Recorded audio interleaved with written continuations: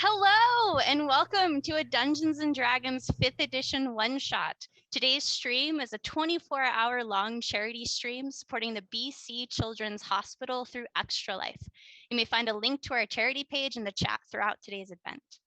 Our one-shot is live and includes several donation incentives to help out my lovely players. These incentives include $5 for a 1d4 inspiration die to any player, $15 for a reroll of any d20, $25 for a short rest for the entire party. That will mess with things. And for $50, I will roll on the wild magic table and rain chaos on my party. We also have several milestones with giveaways from Dogmite, Martlet Games, and Found Familiar Coffee.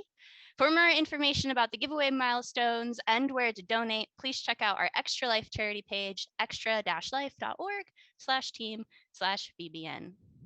Okay, as a warning, this is a mature game that may explore some dark and troubling themes. These may include body horror, gore, violence, loss of character agency, gaslighting, mind control, and many others.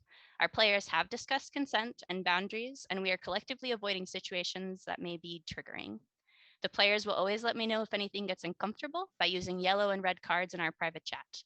And if you as a viewer ever feel uncomfortable or triggered, please pause and step away. Our streams are available on YouTube after the game, and you can always come back to watch when you feel ready. All right, we're going to start by having all of my lovely players introduce themselves. They'll start off by telling you their name, their character's name, race, and class, pronouns for both, and then we'll follow up with a short 1 to 2 sentence description of their characters for you at home. All right, we're going to start off with Belshare. Oh, hi. Hi, I'm Belshare, she, her. Today I'm going to be playing Calamity Callie Potts. She's a rock gnome. She wild magic sorcerer and a battlesmith artificer. And here she is. She's just a little thing. She's like 3 feet tall and got little fun buns, and she likes to throw her wrench at things as well as fireballs. I love it. Kitty. Hi, everybody. Kitty Kimchi here. I go by she, her, and I'm going to be playing Aranis. She is your half-elf druid, and she's one with the forest and friends with all the little woodland creatures. So let's see if that comes in handy. Yes. Lodame. Hi there, I'm Lodame. I will be playing as Bastion. Both of us are he, him. Bastion is a Warforged Berserker Barbarian. This is him back here. He is Callie's best friend, and unlike her 3 feet stature, he is 8 feet tall and carries weapons to match. I love it. Matt. Hello, my name is Matt, he, him. My character is Tara Rincook. He's a Aarakocra, an eagle-looking Aarakocra, also he, him. He is a grave cleric. Most noticeably about Tara, he wears glasses, which most birds don't wear glasses, so it should make for an interesting dynamic. Mike. Oh, no, sorry. My name is Mike, he, him, and I will be playing Brandris Ironvein. He is a Duergar, Ranger Rogue, and a Ranger Swarm Keeper, because following the theme of all the little woodland creature animal things that we have in this game, he's all about the bats. Okay, all right. Sarah. Hey everybody, I am Sarah. I am going to play Kari, who is a human, Kalashtar bard, full singing and everything. I apologize in advance. What else was I supposed to say? It's very on brand for both me and Kari to not remember. She, her for both of us. I think that's good. Perfect. And lastly, but not least, Zev. Hey everyone, I'm Zev, he, him. I'm playing Marat Sarai, also he, him, the Githyanki samurai, who wears his black hair in a braid that noticeably has about a dozen other colors of hair braided into it. Love it. I love it. Okay, thank you. And lastly, my name is Jacqueline Schuher, and I'll be your dungeon master for today's Dungeons and Dragons one shot. I'll be playing every other character and monster in the next 3 hours. So let's get started. Okay. The setting is on the continent of Flanus, in the world of Greyhawk. Your party has been traveling the length of Flanus as mercenary adventurers. With each new monster slain or corrupt noble found, you've done a decent job of earning clout with the locals and coin to fill your purse strings. You're seasoned adventurers with a well-balanced system for undertaking any range of quests, bounties, and possibly bows. A warforge and their gnome companion, or is it a gnome and their warforged companion, bring chaos and entertainment to every battle. Diving in and out of shadows, a dwarf stealthily escapes from the grasps of ally and enemy alike. A proud Gith stands tall and heroic, never backing down from a fight. A gentle Aarakocra whose uncanny healing has saved a few of you from certain death. A one-armed Kalishtar whose animated performances can charm and slow alike. And lastly, changing and changing at will, a half-elf whose animal instincts run deep. You are a pleasant, well-rounded group, and the locals are eager to invite you into their inns, homes, and even sometimes their beds. Recently, you have been hearing rumors coming out of the Abor Al's mountains, more specifically from Dubaden, a fortress home to several hundred mountain dwarves. Dumaden is a mine complex that produces iron, some silver, and very few gemstones. Your collective knowledge of Dumaden is that visitors are only welcome if they have a good reason for entry. Trading is welcome from Pontirel, a neighboring city, and these dwarves accept messengers, emissaries, and those bringing worthy gifts for their fortress. However, as of late, the dwarves of Dumaden have opened their doors to any mercenary, adventurer, or traveler. This sudden change in policy has sparked rumor and interest among the locals, spreading what you can only assume are outlandish tales. These tales, however outlandish, are leaving a sour taste in your mouth. Something about the stories isn't adding up, and with every new town you've visited, this rumor has followed, almost inviting you to go visit and investigate yourselves. From the very little truth among the talk, you've gathered the following information. The dwarves were expanding their mines recently and dug what you can only assume is too deep into the rock. Creatures have been climbing up into the neighboring mines, bringing work in that region to a standstill. The dwarves have gotten restless, opening their gates to anyone who will help them clear the path to the hole and close it shut. Before long, curiosity gets the better of you. You decide to pay Dumaden a visit, interested in what is really going on in the depths of the Abor Al's mountains. You arrive at Dumaden as a group, and the fortress is tall and built directly into the side of Mount Durm. As you enter through the gate into the main antechamber, a tall, thin dwarf of average age with dark brown hair and a beard turns, approaches you, holding a wheel of cheese, and introduces themselves. My name is Chiron Flaskminer, the current head of the relief mission to close up the fissure. I see you're a group of 7 and dressed to the nines as well. Adventurers, I reckon, from the look at you. You must make a killing out in the eastern side of Flannis. Came because the rumors, I suppose. You aren't the first, and I doubt you'll be the last. I'll cut to the chase. Don't want to keep you waiting. I'm in desperate need of your help. We're all in desperate need of your help. The dwarves from Gamma Team up in the northern grid system of Mount Durm struck an adamantine deposit. It's valuable, too valuable for us to pass up. We started developing a mine system to get the exposed adamantine out and dig it deep enough to get a real sense of how much metal was there. But the deposit is strange. It's not wide, it's deep. We'd been digging for a few weeks when one of our drills hit a brittle patch of rock, cracking into the earth, creating a deep fissure. Production came to a standstill while we waited for some engineers to come in and assess the damage. But things, monsters, creatures, whatever you want to call them, came crawling up out of the fissure. We were able to hold them off long enough to get a barricade up near the top of the deposit, but every party we sent into the cave hasn't come back out. The mission is as follows. Get to the fissure at the bottom of the cave. Climb through and find out what the hell is on the other side. Kill it, if you can, and get back out to us.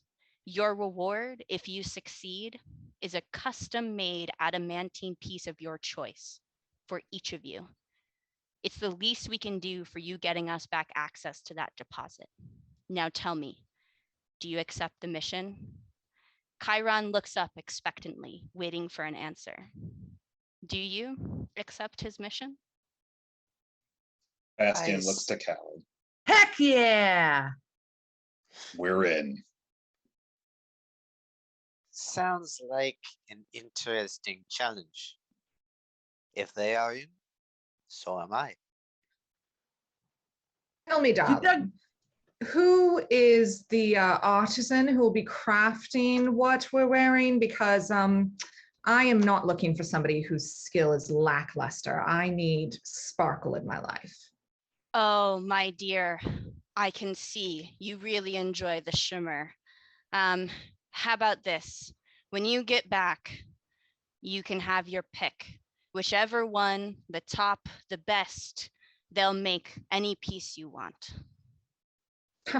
Well then, of course, you have my skills.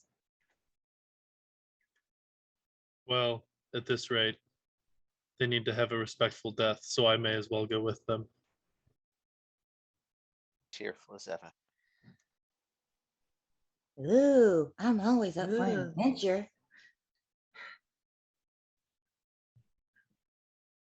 Brandress, will you accept his offer? There is justice to be found. I'm in. Great. Lila here will lead you down to the mouth of the cave and get you anything you think you'll need. And standing off to the side and speaking with a small group of dwarves at the edge of the antechamber, a young dwarf looks up to you and comes bouncing over at the sound of her name. Chiron sighs deeply, and you can see in his eyes a look of desperation. I hope to see you again in a few days. Good luck and happy hunting. He looks at you all one last time before turning around and heading away with his wheel of cheese. Lila steps up to you just as Chiron turns. Hi there, I'm Lila. I'll guide you down to the cave if that's okay. Here's a map of the system, might come in handy. I can answer any questions you may have while we head down. She hands your group a map. It appears to be a map of the cave system with the adamantine path marked. She beckons you towards a hallway to the left of the antechamber and leads you down a series of long hallways towards the entrance of the mine system. She gets into a cart and waits expectantly for you all to join her. Once inside, the cart lurches forward, sending you deep into the mine system. You may ask her any question you'd like before the cart reaches the mouth of the cave. What dangers await us? You dug too deep. You dug too deep, didn't you? Oh, yeah. Well, I wasn't really in charge, but yeah, I think they hit a rough patch. But dangers. We're not really sure. Most of the initial reports were creatures with fangs and fur, but there was also some rotting flesh bags. Not really sure what that means, and some other creatures that no one's really been able to see, but know that are down there. If I can hit it, I can kill it. Well, I hope so. That's what we're sending you down there for. I just hope spooky. there's something that can give a good challenge. My blade hasn't drunk well in a long time. Dude, it's Well- always really creepy when you say that. Considering no one's come back, I bet it's a big challenge. And she seems nervous. Like she doesn't really like going here. Right. Yeah. How many other parties, darling, would you say have been down? Uh, about a dozen. And some of them were dwarves initially, and then we kind of got desperate when they didn't come back, and we've been sending others down too when they felt. Well, I guess we'll be the first to come back then. Sounds like a party to me. And I'm just Oh, gonna that's reach in and wonderful. flick open a flask with the one hand that she has and take a sip and just enjoy the ride down. Marat will hold a hand out over his shoulder for the flask. Just gonna like, Of course. Share around. offers it to Callie. She's too young. Time is not that No, I'm not. No, important. I mean, come on, just one. Just Your one. father would never forgive me. She drinks quickly It's- and then hands it off. Yeah, it's not that Bastion would know, but it's Diet Coke. It's not alcohol. I will Kelly be doesn't writing your know. father. Oh, it's wonderful though. It's carbonated. It's fantastic, darling. Love it. And at that, the cart comes to a stop before a heavily guarded cave entrance. Dwarven symbols have been etched into the mouth of the cave, and Lila climbs out of the cart. Well, here we are. Good luck and happy hunting. You gather at the entrance to the cave. Do you proceed forward into the cave system? Yes. Yes. Time to draw the longsword. Is Lila taking the cart and going back up? Yes. Yep. As soon as you guys, proceed to go through the cave, she gets into the cart and heads back up. But coming through the cave, you've noticed that it's a pretty intricate cave system. Dwarves are really good about, keeping track of stuff. So when you get back, it won't be a big deal getting the cart. How high is the roof? Here, the entrance is going to be pretty wide. They've had some time, so maybe 20, 30 feet tall and just about that wide.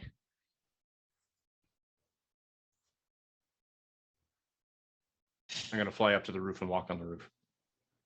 Okay. There he goes. And as typical fashion, you've seen this before. He pops up and you just kind of, that's what he And likes all of to my do. all of That's my just my him. swarm are sort of clinging to me as I do, and the sort of this whole fluster of bats or spectral bats kind of flies up with me. I'm going to use Mind Link Response, which is a Kalashtar ability, and I'm just going to connect with him as I probably have done in the past, and just telepathically say, darling, if you do see anything that we should know about, you don't have to raise a fuss. Just let me know and I'll warn the others. Absolutely. Okay.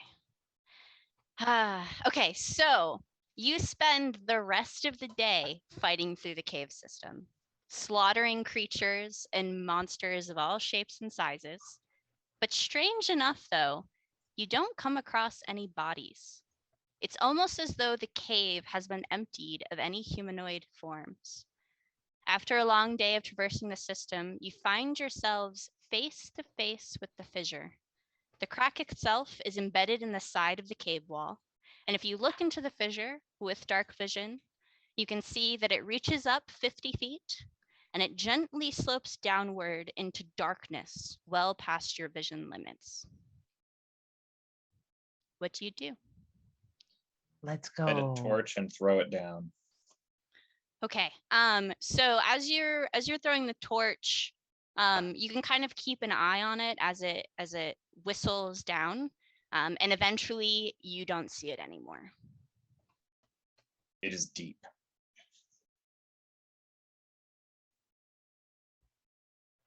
Thank you, Captain Obvious.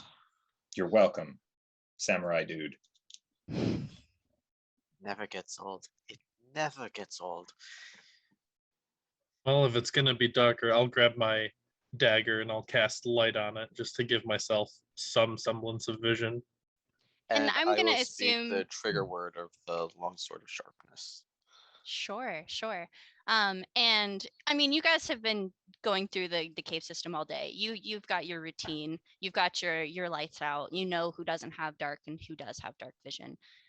But you can't. The fissure is deeper than anyone can see down. So swan dive, right? Right, Is everybody? there a way down? There does not appear to be like steps. Bastian just kind of walks off the edge and just kind of starts slowly flying down. His boots sprout wings. I Oh. have wings. I'll follow. So the fissure is not very wide. It's maybe 4 or 5 feet wide. So for those of you who are really big, you'll have to go in sideways. But I don't think Tara will be able to fly down. Bastion would be able to with his boots, but I don't think Tara will get his wings out. And These are Callie is two. on Bastion's shoulder, so she's with him.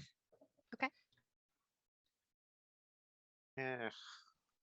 Now, you did know you're going in a cave, and so I would assume you all have some rope on you that you've been using. So you can retcon that, and you can set up a pulley system if you would like. But to get into the fissure, it is going to be a bit of a climb. Yep. There's nothing else in this room that we should be looking at? Nope. Just the fissure. Yep. I mean, it's the typical like dwarven equipment, right? You can see the Right. drill that they had been using to Right. crank, and you can see like tools, but there aren't creatures, and you don't hear any noises. And you can see where the initial drill hit the rock, and then how the fissure had broken up. I'm gonna use my instead of just like a rope, which is not as handy for somebody with one arm as a rope would normally be for anybody else. I have like a seat harness, and I'm just gonna clip it onto somebody else's line. I'll set up. I'll set up the line because I think I'm the only person here who, apart from you, can't fly or turn into things that can fly or walk on the walls. So if you don't mind, just start Can't hammering walk on the an walls. anchor point into the. Yeah, and it takes you just a few minutes to really get a good purchase. And you start to, knot your rope. You've got enough sense to know which rope knots will do the best for you. And you start to tie stuff around your waist, and anyone else who is interested in going. I will also partake in the line. It's too tight for my wings, and I'll furl them up as tight as I can. Can I just shove some pitons into the wall like every 10 feet for people to like have extra grip or roping to? Yeah, absolutely. How many do you think you'd have on you at this point? 15 or so. Okay. Yeah. Yes. Just, DM, quick question. Absolutely. Is there any thing that I would notice that's out of the ordinary with regards to the stonework or the construction that I was wondering about my dwarf cunning, as it were? Yeah. So while Marat is putting the harness and rope together, you're taking a quick look around, getting an idea, and it looks like what you would expect. I mean, it's typical rock. You can see the shining shimmer of the adamantine to your left. Not a whole lot of it has been shown through. It's almost as if they're like moving through the rock and then going to the left to make sure the adamant deposit is still there, and then moving down and then moving. But you don't notice anything that would explain the fissure. It's just rock. It's mountain. I mean, it's odd. I don't like it. Okay. So for sake of time, we all head down the fissure. Yes. Okay. And for sake of time, you guys are well-seasoned adventurers. You just traversed an entire cave system. You know what you're doing. You get down easily. And as you reach the end of the fissure, your group enters a small, hollowed-out region of rock. It holds all 7 of you comfortably. And at the far wall, you can see what can only be described as a transparent veil or curtain that is shimmering and gently moving as if by a small breeze. You can see through the veil to the other side of the chamber. There are no other ways in or out besides the fissure you just climbed down. What does the group do? Question. Have I ever seen anything like that barrier or veil? Make an Arcana check. Let's see. Can I make an Arcana check? Absolutely. It's like one of the things I'm good at with this character. I can cast identify, 10. but I have to touch it. 25. Okay. Marat, magic's not really your thing. You like to fight things, right? But you've fought a lot of mages, and so you thought, well, I've dealt with a lot of magic, maybe I knew. And you stare at it for a moment and you're like, I have no idea what that is. That is strange. We have never seen this before in any of our traveling, and I hadn't seen it before meeting the whole group. Callie, however, this looks like a portal. It's a portal. It's got that shimmer, and if you stare at it just right, you can almost see the room on the other side transform, but you can't catch it. You just see, like, when it hits a perfect wave, that the other side almost transforms into something else. I'm going to go stand with my back to the portal looking at the group. And I'm just going to be like, friends, like, I know we've just fought through this whole thing, but honestly, it's beginning to get a bit boring. And I mean, adamantine, it's just, and I'm going to pretend like something grabbed me, and I'm going to shove myself back through the portal, and I'm going to see if I can scare them all into thinking that something grabbed me through the portal. Sure. Can I roll an insight check? Sure. Make a performance check, and Bastian will make a insight. I would to also like counter to that. roll insight. And Sure, Merritt That's will. funny. Yeah. Sure. 27 for my performance Oh, check. I believe it. I believe We it. all believe Ah, it. Yeah. She was No actually pulled question. through this time. As this So- time. this time. Oh, So as Carrie, like, oh, this is so boring. Why are we even doing this? And then, like, she hunches herself and throws her good shoulder back. And as she falls into, are you actually falling into the portal? Okay. Yeah. As you fall into the portal, all of you immediately are like, shit, something did it. And the portal kind of vibrates and whooshes and engulfs all of you. It kind of like Oh. pushes forward into the room. And The prismatic wall, and we're all dead. as it whooshes over you, you can hear this strange thunderous roar in your heads as you fall unconscious. Ooh. And I'm gonna need Game over. Sorry, guys. Sorry. My bad. Thought I was having fun. All right, I'm gonna move the players over to the new map, Whee! and Pew-pew-pew. hopefully Bow, Steve bow. can Oh, do that on yes. his end. Oh, ooh. oh no. I know Yes. Steve, we wanna move over to the people's What pit. in the Oh, Oh, heck. So Bastian doesn't exactly go unconscious, like, ever. So does he experience anything different, or is it just go black? Just black. Steve, the people's pit. It's the other map that's in Roll20. And I'll just wait a second till. That's a really big skeleton. yikes. Okay. Perfect. Awesome. All right. So everyone at home can see it. And yeah, so Bastian, everything goes black as if like magically you're being like contained, and you're hearing this roaring. It's almost as if it's being like enchanted, and you have no idea where you are. Okay, so I want to start off quickly by giving a shout out to Zero G Nexus. They're the creator of this amazing map we're about to fight on. And Amazing. he has a bunch of free maps on his Patreon. Go to Zero, capital G, Nexus, Nexus. And I will drop the Patreon link in the chat. But yeah, go check him out. He's really great. He gave me access to the map for this lovely game. Actually, the map is what gave me the idea for doing this. So super Love it. exciting. Love it. Okay. So you awaken to the smell of rotting flesh and charcoal. There's a thunderous roar in your ears that you can't quite place.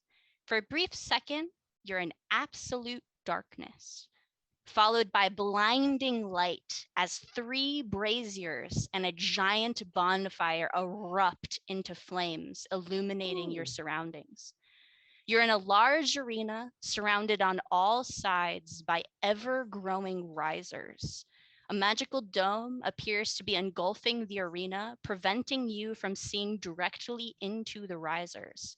But you can tell that there are figures sitting in the risers staring down at you.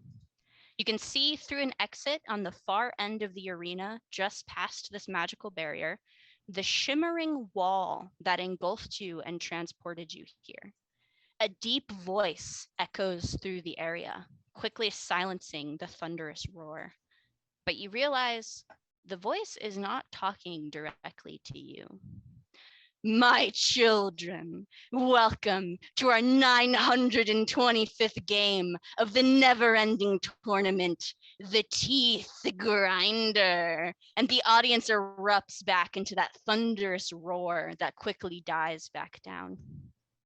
Today is a special match as my grand champion has decided to make a debut against the newest meatbags to enter through our arena. Be sure to place all your bets before the final slaughter. Happy fighting. And a final thunderous eruption cascades across the risers.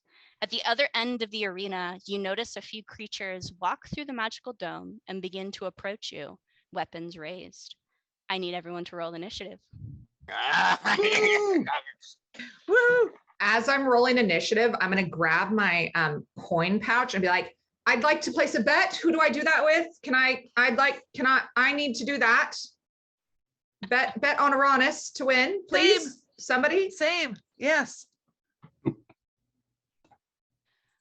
Okay. I didn't roll advantage. Yes, matter. and nothing has been taken from your person. It's almost like they want you to be at your best. So use everything you've got. And 25 and higher? 26. 26. That's amazing. Love That's it. really good. Love to see it. Between 20 and 25? 24.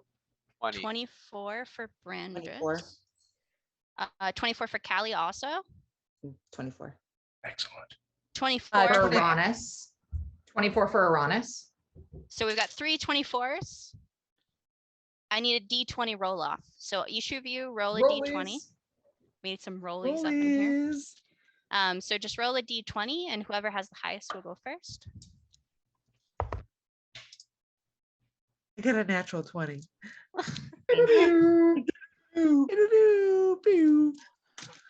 Starting So you said for the finish. 24s? Yes. Yep. A So there's 3 12. with 24. A 12. Okay. It's okay. I don't And want to go then- first anyway. Aranis, what was your D20? 15. A 15. Okay. So let me just move some stuff around.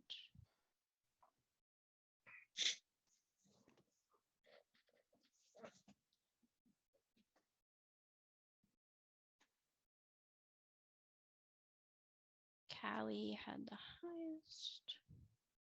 Shoot. Oh, shoot. Yeah. No, Bastion had the highest, right? Yeah, Bastion had the highest. Okay. Okay. Is this area well lit? Yes, very well Yeah. lit. Okay. Okay. And then Marat had A dirty 20. a dirty 20. Okay. Carrie, what did you get? 10. a 10. And Tara, A 10. a 10. I need Woo! some rollies, please. Rollies. Meh. 14. 9. Okay. Perfect. I don't have to do a whole lot of moving around here. All right, let me get myself situated. So I pre-rolled all of the monsters. Uh-oh. So They that all roll on things could 28. go movie here. Okay. Well, looks like a lot of you are going before. Good.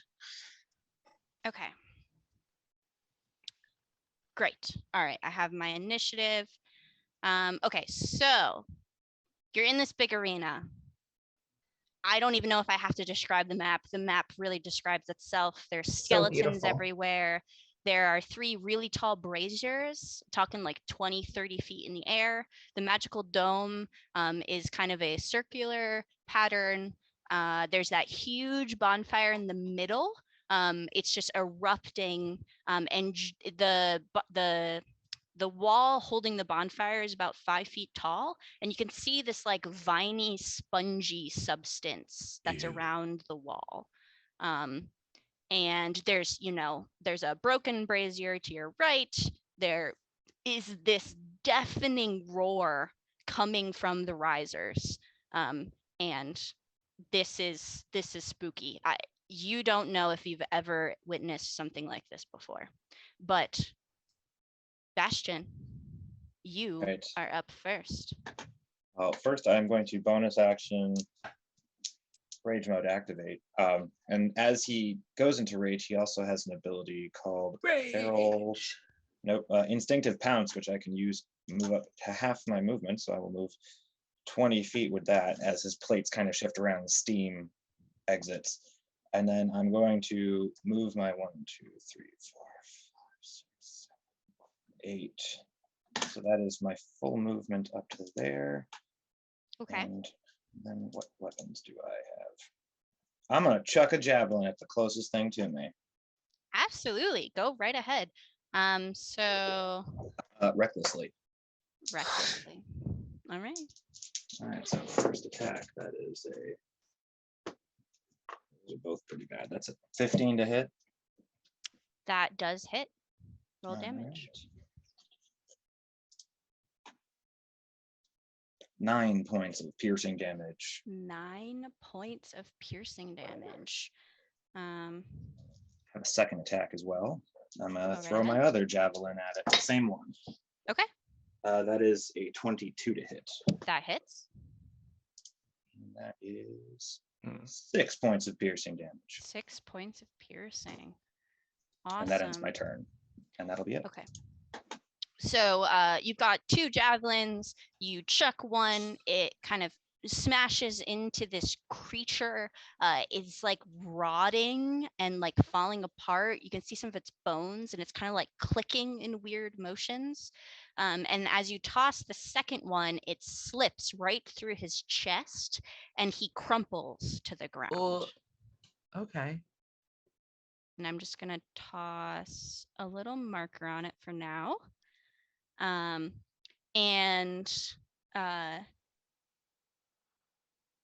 you only Bastion sees this. In the back of the group, there are 2 what appears to be just humans. They are also clicking in weird ways, so you're not really sure that they're humans.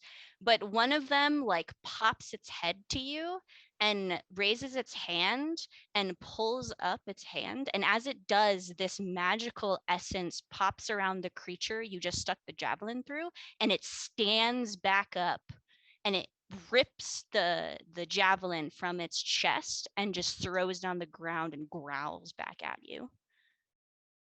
Well, that's not cool. So I'm Well, going to remove now. that marker. Okay. Anything else for you? Okay. Callie. So Callie's on Bastion's shoulder. Okay. And so she goes riding along with him over there. And he stops a little short and she's like, good job, Bastion. And then she goes, fireball, third level. Or Okay. no, not third level. No, I can do that way higher than that. Oh boy. Fireball. Oh, sixth level. Yeah, sixth level. Let's do that. 6th level. And what's the radius on fireball? It's 30, It is 20? 20 feet. Okay, and you're trying to get as many as you can, right? As many as I can, but mostly the guy who raised the other guy. Okay. Yeah, you would have seen that because you're on the. Oomph. Yeah, I'm so all- if you hit, Oh if my you god. toss that right in the middle, you will get the whole horde here. Excellent. Great. So is that a check from me? They do you get dex roll? Deck checks. save. Dex checks. That's all, folks. All right. And And we're done. done. Thanks for playing, everybody. Your DC is a 16. All right. All right. Let's see. Dexterity. Fireball dice. Exactly. Okay. The 3 creatures, they're blue on the map to the left. They Yep. pass. They need to get a 16. Yeah. Yep. And the 3 in front of you guys directly, they all fail. And then the 2 like human, like cricking kind of things, they Gonna take a moment to add all this up. they fail as well. Oh, Okay. So let's see what you got for me.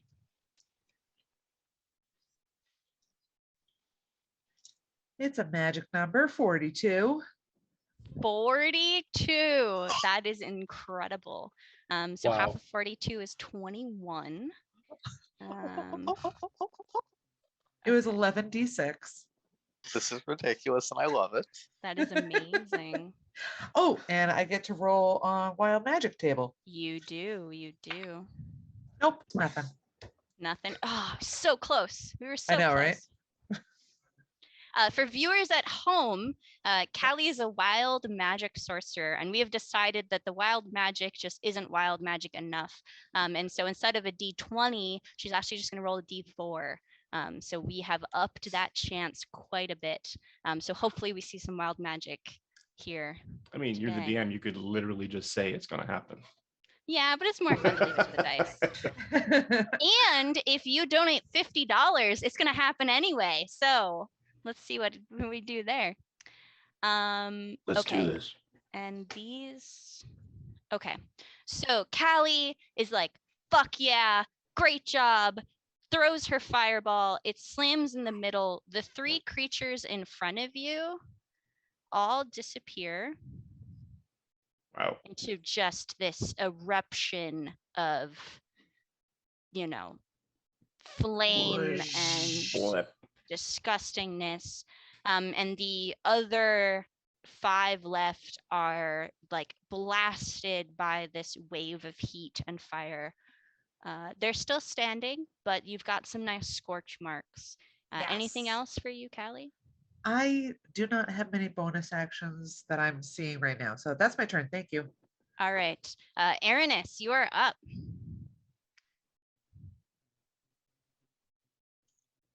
Okay.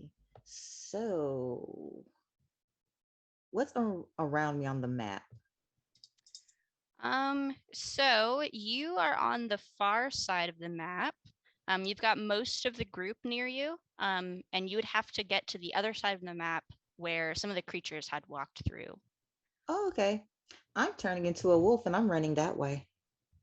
Absolutely. How far can wolves run? I think they have 40 or 50 feet.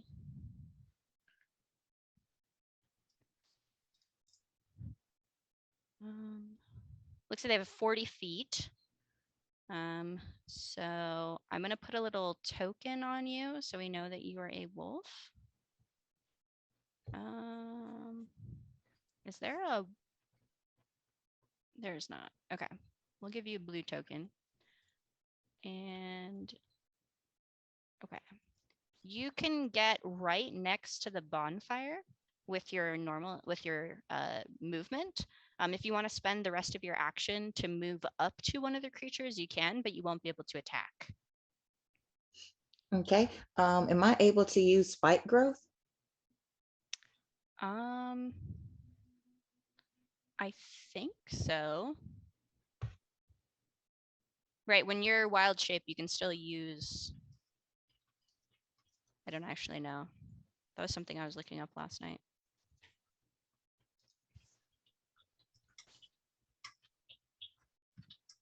Unless she's Circle of the Moon Druid, she can't use anything that requires She is Circle verbal. of the Moon. She is Circle of the Moon. That she can cast all her spells. Okay, then you can cast that. Yep. Okay. And where are you gonna put it? You can basically put it anywhere, and it's a 20-foot radius. I'm going to try to put it in front of Callie and them. So if anything comes their way, then hopefully their foot will get impaled with something. Okay. So I'm gonna put it right in the middle of the swarm, and it's gonna make 20-foot radius centered. Okay. And we can make a circle.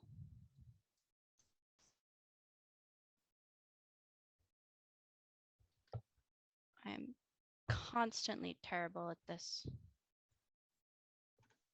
Making stuff on this. Okay, so it's just a slightly too big. Okay. So it basically engulfs the area that the creatures are in, right in front of Bastion and Callie. And the way spike growth works is creatures move into or out of take some piercing damage. Okay, is that your turn? Yes. Awesome.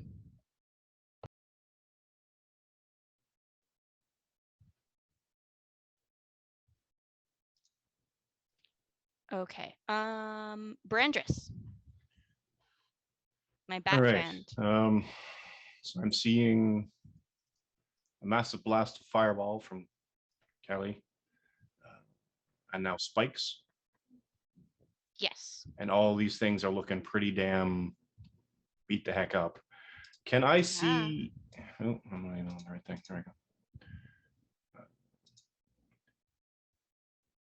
Can I see through the giant fire?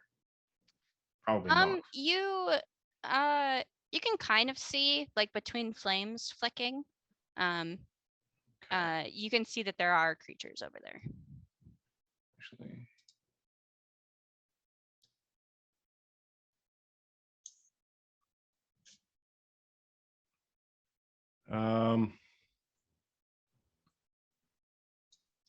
I am going to, I guess I will move up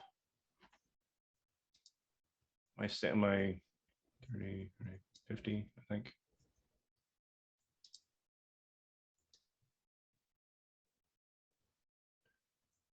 And I will use my bonus action to dash to move up within range, I guess, of being able to throw a dagger.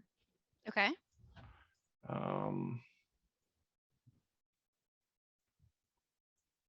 So I guess I'm assuming this guy is one of the clicky clacky human looking things. Yes. It's like a human form, but it's kind of clicking in weird ways. Well, that's gross. As I run past Bastion and Kelly, I'm going to basically say, I don't know why this is all important. It's just us, League. Sorry. And I'm going to throw a dagger at the clicky clacky guy. Okay. Go ahead and make a roll.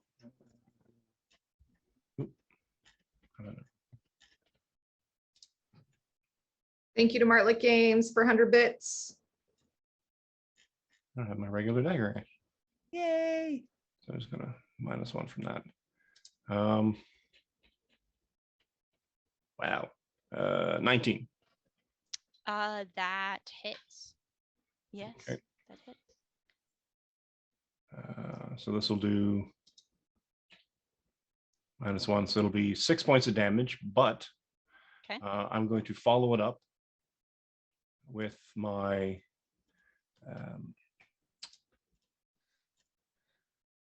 Gathered Swarm ability.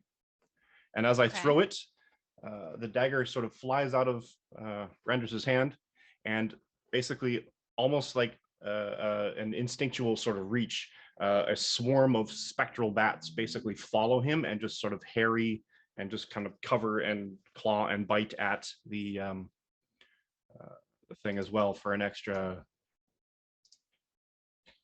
5 points of damage. Excellent. Excellent. Piercing, I think. Yeah. Okay. Yeah, that's fine. Okay. Anything else from you, Rendress? Here's bonus action. That one, so I attack. No, I guess I can't use my second attack as a bonus action. No, so I think I'm done for now. Okay. Merit. Okay. I've seen explosion of fire. Everyone's running. I am not in the mood to hurry. So I Trust in go. your teammates. I go up here where I can see the battlefield, and all I see are these three weird things and those two quickies. Yes. My companions seem to have this well in hand, and I don't see anyone who looks particularly exciting yet. So I shall end my turn. Okay. All right. Okay, so it is two like human clicky things. They're gonna hop out of this spike growth. So Ernest, I need you to roll 2d4 for me. And that would be the damage they take.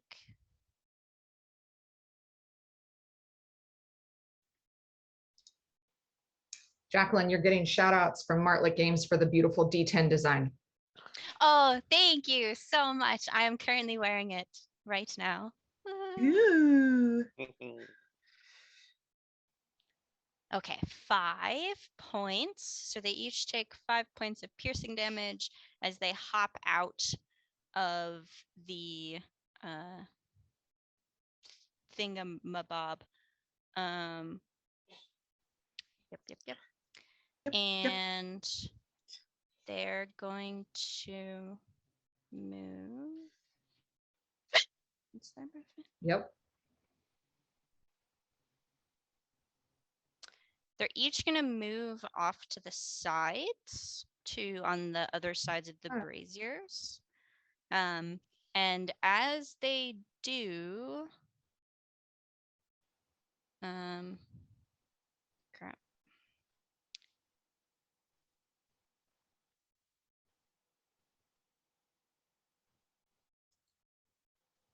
I guess that's not what I want. I want this. Okay, as they do, they kind of make some like wishing movements with their hands, and just behind them pop up 2 more of those. Are they saying anything while they do this, or it's just somatic movement?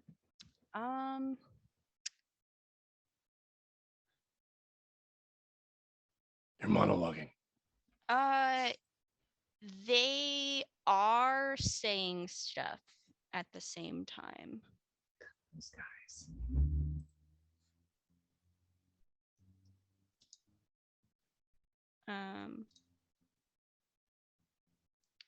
Hang on, let me just. But it's not in a language that you. No, well, I guess that's fair. You're too far. But there's a verbal component to the spell. Yes. Okay. Okay. And they each pop up 2 more just behind them.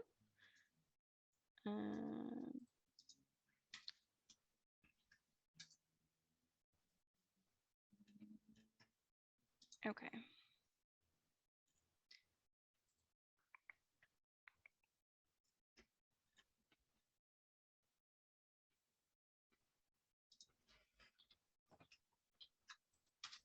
Okay. And then that would be their turn. And then the 2 creatures that just erupted behind both of them are all going to rush after you. So this one is going to come up to Brandis, and this one is going to come up to the side of Bastion. And these 2 just kind of rush to.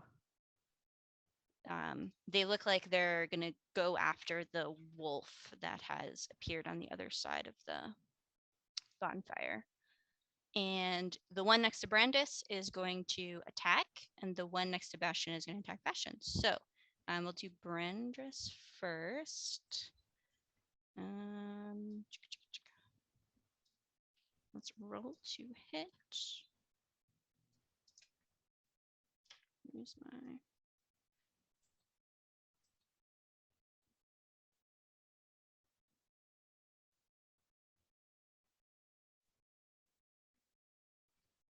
That's a 10, so that's not going to hit you.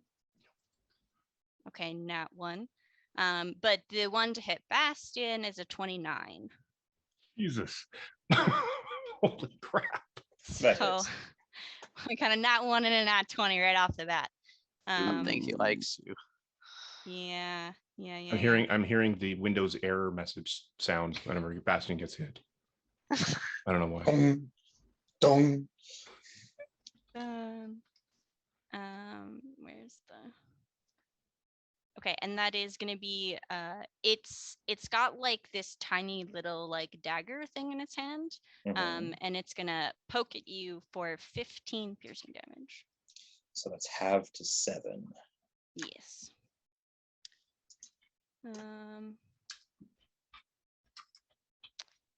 And that is their turn. Then the 3 on your screen, they're blue.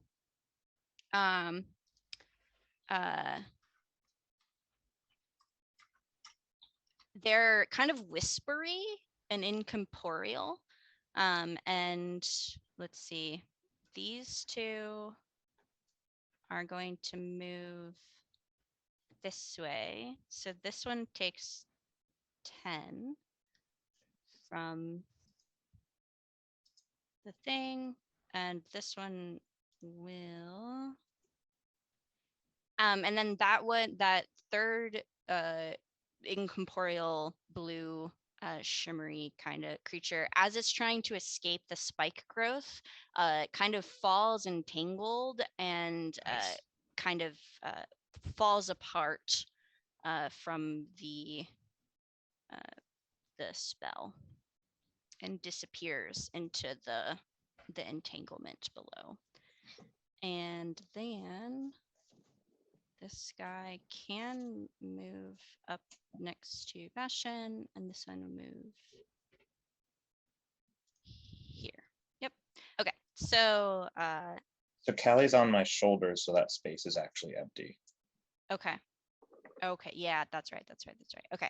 So then it just gets out of reach.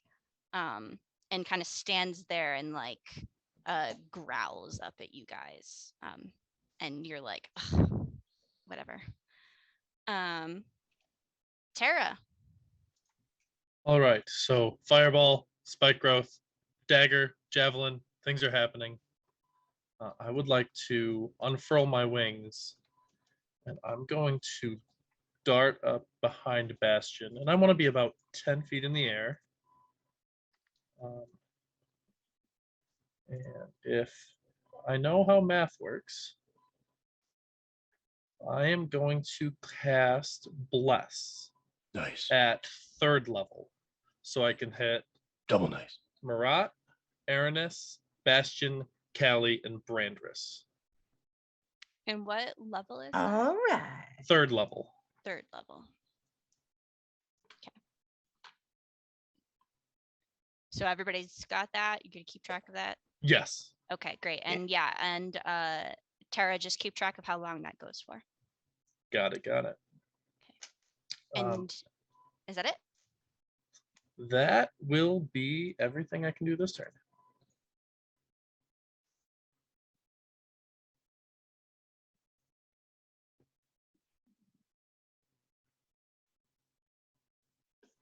That's it.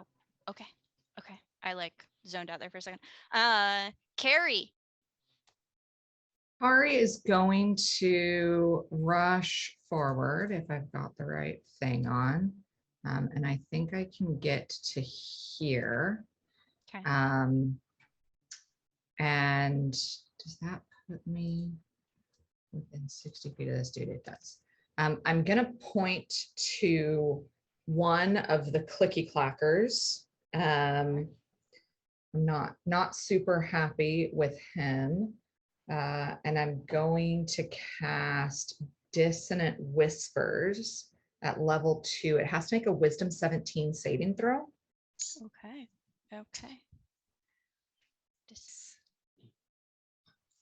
And that's the humanoid form? The one that's summoning other things. Okay, yeah, on your side. Okay. Yeah, that's what I thought. Okay, and that's, you said wisdom save? Yes, please. Okay, it's probably gonna fail, but we're gonna roll it anyway. It's okay. I can appreciate that.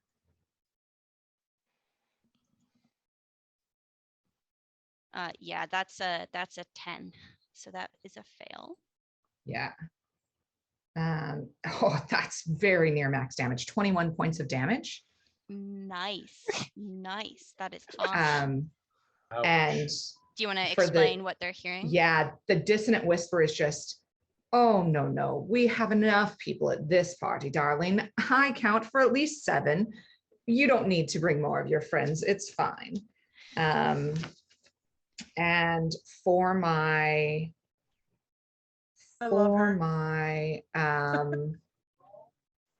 bonus action, Bastion, are you raging yet?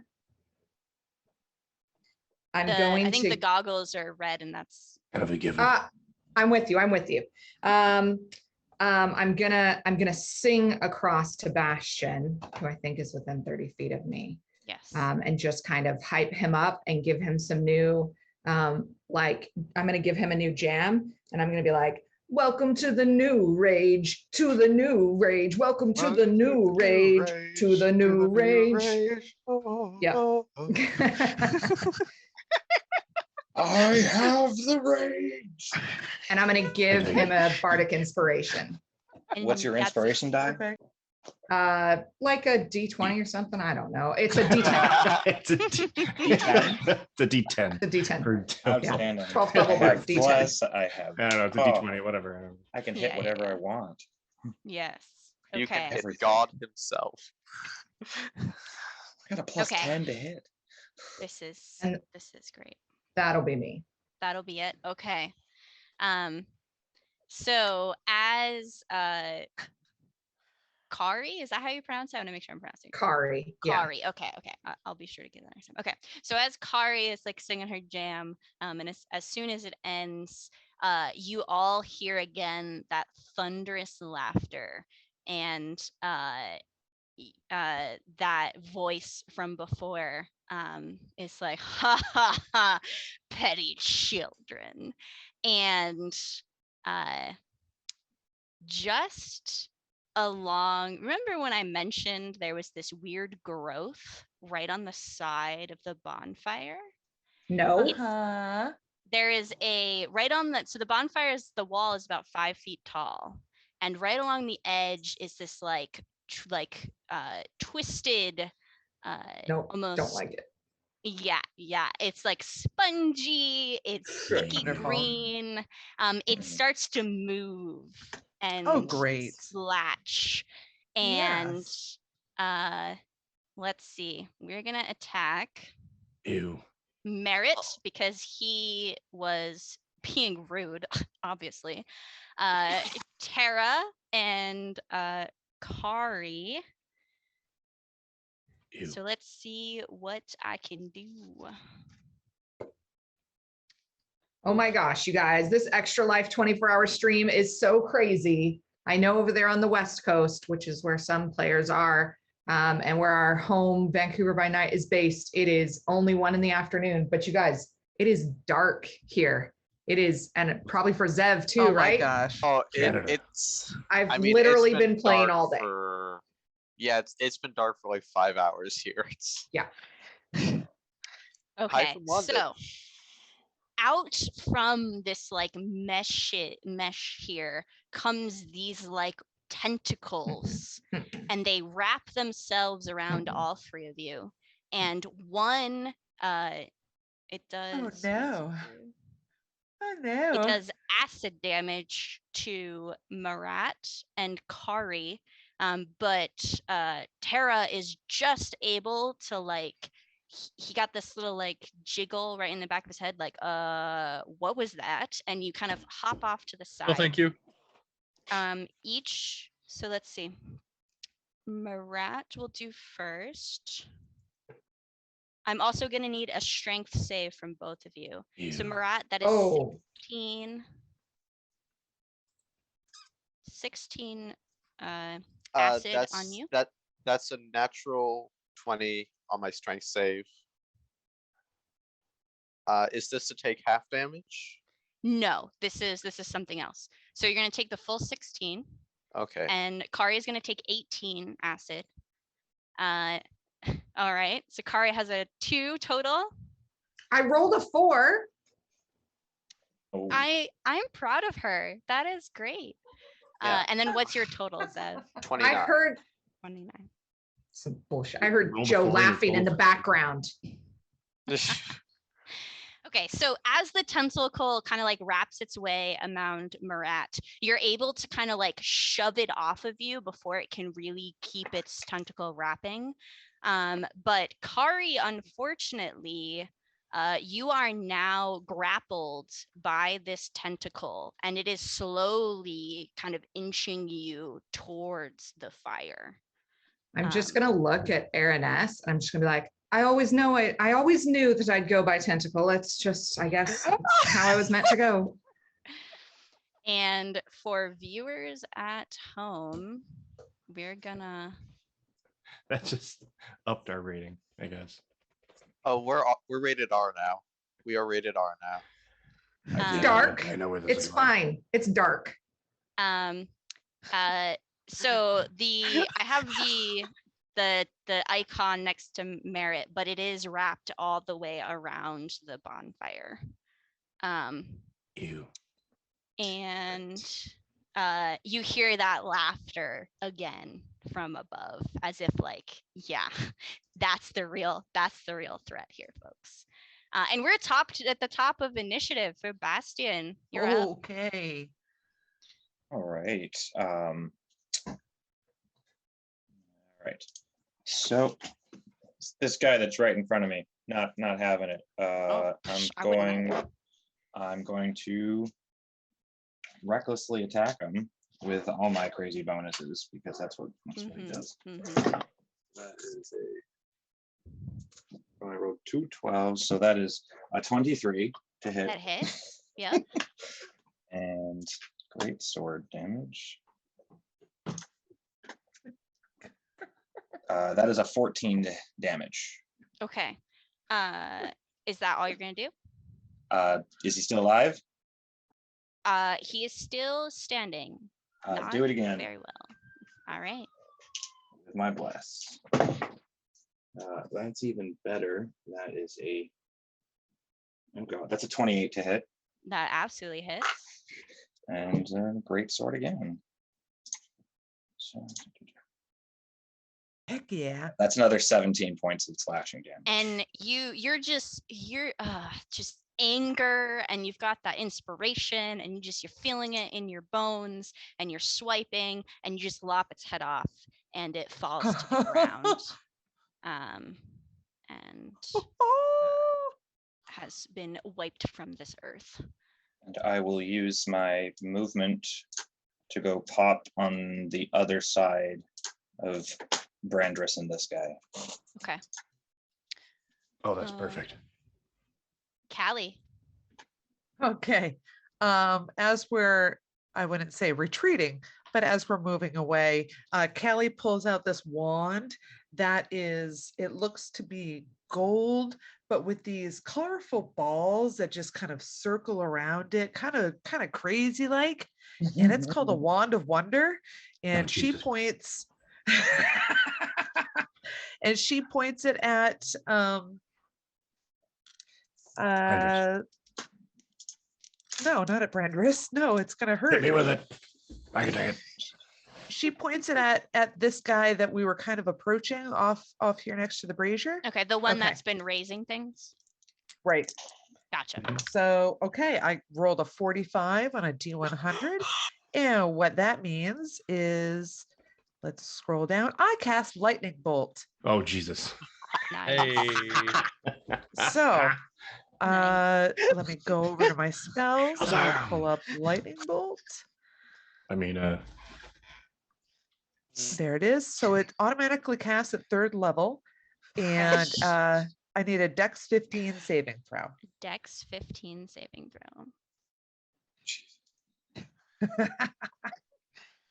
Sin. 86. That's an 11. Yeah, that doesn't do anything. Okay, we've got 8d6 here. Wait, did we she got some just say sixes. 8d6? Yes. Yes. Okay, 11. 14, 15. You let this happen. I'm so glad I did. This is amazing. 26. 56. And this is lightning. Yes. So it just, the center of its head and just like sparks down its body, and you can smell just like flesh, like quick flash burning as it just Okay. crumples into ash on the ground. Great. And then really excitedly, Callie is like, Bastion, the one worked. As if it doesn't usually work. And that's my turn. I don't think Bastion wants anything cast on him just yet. Okay, that's my turn. Okay. Awesome. Aranis?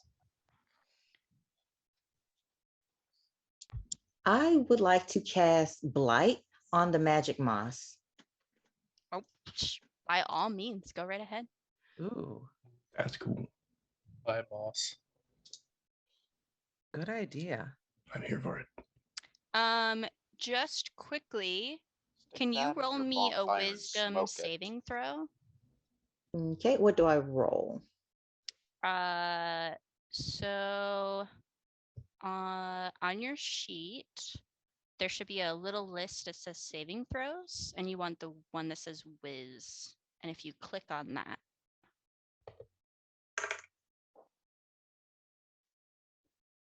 or whatever that plus is. 28? Okay, you're fine. And it has to make a, what again? It says 18 plus 10 and then it says 28. Oh no, that's fine. You're casting blight though, right? Mm-hmm. So Constitution save, I think. Constitution. Yep, that's what I was looking for. Thank you.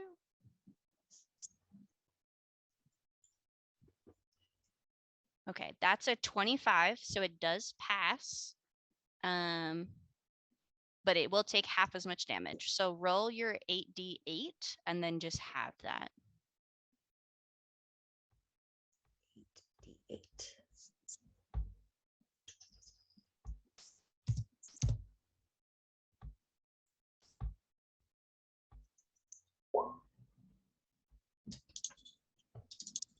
Okay, so 34 and half that.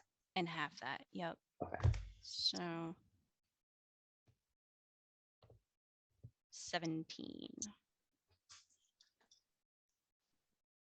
Awesome. You can do anything else with your turn? I'm going to wait for these little things that's on the outside. I'm going to wait till they come towards me a little. Okay, that's fine. All right, Brandress, you are up. All right, we only have the one in front of me, and then these other bluish spectral weird things. Yeah. Correct. Okay. Let me just double check something.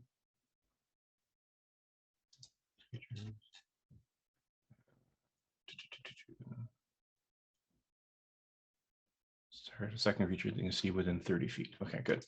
All right. Well, since I've got a thing right between myself and my colleague, I am going to stab it. By all means. And to attack with. Actually, I'm going to Hunter's Mark it first with a bonus action. Okay. So I'm going to basically sort of just flick into my hand. Basically, the dagger sort of pops up almost out of nowhere, and one of my spectral bats kind of flies over and sort of just harries it and sort of sticks itself to its face. Okay. And as it's sort of struggling and batting at it, I'm going to basically come in with a double strike. Actually, I attack with advantage, do I not? Because I'm flanked. Because you're flanking. Yep, we allow So flanking in this I'll do house. that again, just for kicks, and that's a natural 20 on the first one. Yeah, it is. That's actually a good hit. And I'll probably add my sneak attack to that one. That's what I would do. Come on, why am I? Advantage. And the other one is, oh, 10s, so a 20. 20. I think, yeah, that does hit. So I will roll the first dagger. Damage is 4, 8.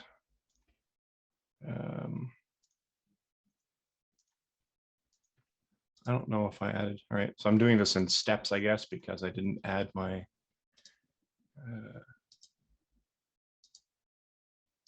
sneak attack stuff. So another 46.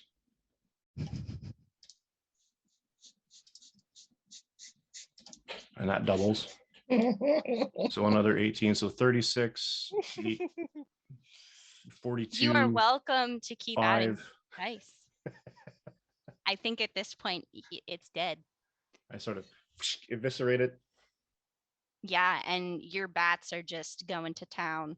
And as a bonus action, or actually not as an action, where is it?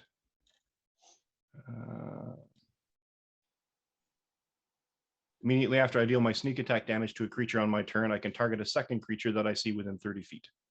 Sure, one of those like incorporeal creatures. It may not do anything because it's incorporeal, but it will take 6 points of necrotic damage. Yes, necrotic does do it. Nice. Cool. And which creature is that? Okay, it's this one. Probably. And how much did you say guy. again? Sorry. 6 points, I think. 6. That's what I was. Okay. Yep. Awesome. Okay, that's your turn. Yep. Marat. Well, I am not caring much for this Oh. acid. Oh, we got a $50 donation. The DM gets to roll on the wild magic table. This? Ooh, I gotta crack my neck a little. All right, let's roll this. Let's do this. All right. Ooh, I really hope this is like amazing. $50 donation. Whoever that was, that's awesome. Thank you so much. We appreciate it. All right, roll 1d100, right? Yeah. There we go. It's an 18. You grow a long beard made of feathers that remains until you sneeze, at which point the feathers explode out of your face. So does that go for whose turn just happened or who's happening next? Or whoever the DM wants. Or the big bad. No, it's got to be the big bad. When the big bad shows up, that's what happens. I mean, I'm here for it if it wants to happen to whoever's turn is on. Does Brandress already have a beard? It's a slight beard. It's a slight beard. It's a Well, fraction of a beard. it grows larger. So like this laughter from above kind of cackles down at you, and you feel this like magical presence wave across the arena, and your beard just slowly is starting to grow, but it's not made of hair, it's made out of feathers. And you're like, what the fuck is this? As it's Know you're related to- slowly growing. And Didn't know you were related to Tara. And I'm like, damn it, Kelly. Knock it off. Well, it wasn't me. you have seen her do things similar, so who knows Exactly. where that actually is I coming just least you're assumed not it's wild blue. magic. It's her fault. from. Okay, Okay. Marat, Uh, you're Oh, I good. I am going to Misty Step here, so away from the Okay. mold. keep in mind that inside the circle is the like Then the stuff. here. Okay. Yep. And then I'm going to go from there here. Point Okay. my long sword at this clickety clacky creature, and in Gith, tell it, I hope you die quickly, and I'm going to hit it all 3 times. Okay. You did land next to that creature, so it is gonna get a quick attack of opportunity on you. Oh yes. And Okay. that's a 23 to hit. Ow. And it's also holding like a strange small dagger. And it does 22 piercing to you as it like slices across your Holy side shit. as you run past. Wow, Brandress, you need those daggers. Okay, and then you're gonna just wallop this guy, right? Yes. All right, by all means. Okay, first attack is a 23 to hit. That hits. Okay, for 14 damage. Okay. 15 to hit. That one does not hit. Okay, and 25 to hit That one does. for 9 damage. And you're slashing at it, right? Yeah. And that last blow, you come down and like cleave right into its shoulder, and it shrieks and slowly crumples to the ground underneath the weight of your sword. I'm going to yank my sword out and just flick the blood off it, and that is my turn. Okay, awesome. All right, let's see, what do we got left? All right. These two here, seeing Kari being grappled, are gonna run right up to you and make slashing attacks at you. Sure.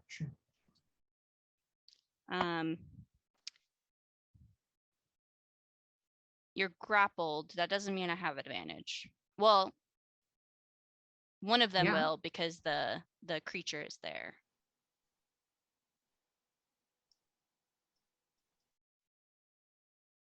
Okay, well that's a 29, so. And then the second one is a 16. Does that one hit you? Yep. AC they- 14. Oh no. Okay. Oh, me no like. Okay, so the first one with the dagger is 18 points of piercing damage. Sure. And the second one with the dagger is 22. Sure. Absolutely. Uh,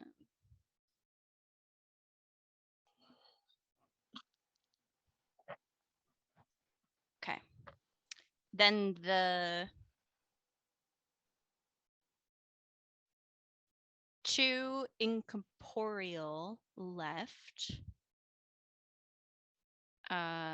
One is gonna run up to Tara. And the last, I don't think can make it. It can. It's going to run up right next to Aranis. So Tara. If it matters, I'm 10 feet off the ground.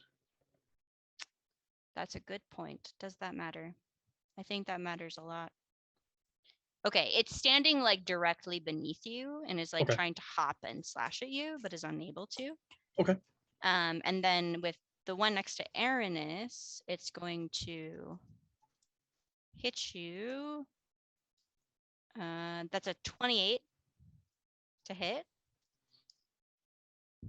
And that's 22 piercing damage to you. Yikes. Glass cannons. Okay. Tara, it is your turn.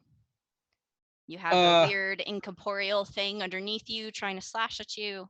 And a creature with a tentacle. I don't really like that. I don't like that either. Reminds me of a bad story. I probably just saw Kari getting gutted over there, right?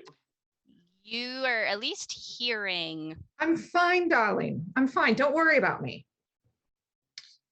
Kari's confidence is always hard to see through. I will. I will fly up another 5 feet. Sure. And I will reposition over here. And I'm going to aim for the incorporeal form next to Aranis. And I'm going to cast Guiding Bolt at 2nd level. Go for it. Do it. Let's see if this hits. Will a 23 hit? It does. All right, let's roll some damage.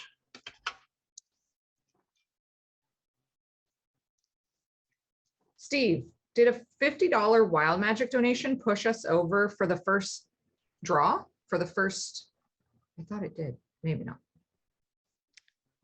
Got to be getting close. We're close. That is 15 points of radiant damage. And the next attack against it has advantage. Okay.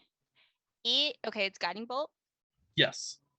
As the bolt smashes into the creature, it just like falls apart. Like you can see it like whispering and bleeding and screaming, and it disappears. Yes. Okay. Is that your turn? Yes, that will be everything. Kari, you are currently grappled. What are you going to do? Has Aranis gone yet? Yes. Yeah, she went right after me. Oh, okay. Kari is going to kind of look at the situation, size it up a second, and she's going to go, all right. Return of the Bard. Get up. What it is, what it does, what it is, what it isn't. Looking for a better way to get up in a melee instead of chicken and grips me get up. And I'm going to cast Dimension Door and go 500 feet across, or as far as I can get across the thing. Bravo. You'll love to see it. You Okay. love to see it. I'm going to come Love to stand see next it. to Marat. I'm going to just get like maybe even like behind the brazier. That's where I'm going to go. And shoot. I don't really have a lot I can do for bonus actions, you guys. I don't have too many inspirations. Yeah, same.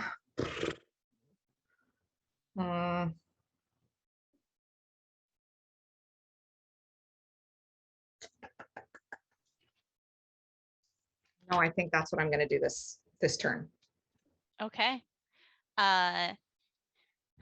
It is now that like weird plant creature, not really sure what it is, turn.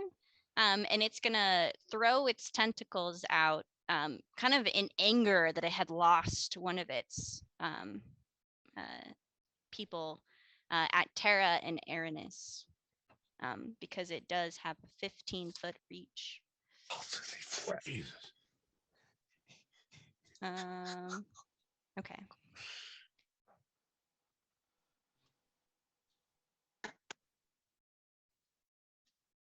Okay, on Terra, that's a 28. And on Ouch. Aranis, that's a 23. Ugh. Mm. I don't like it.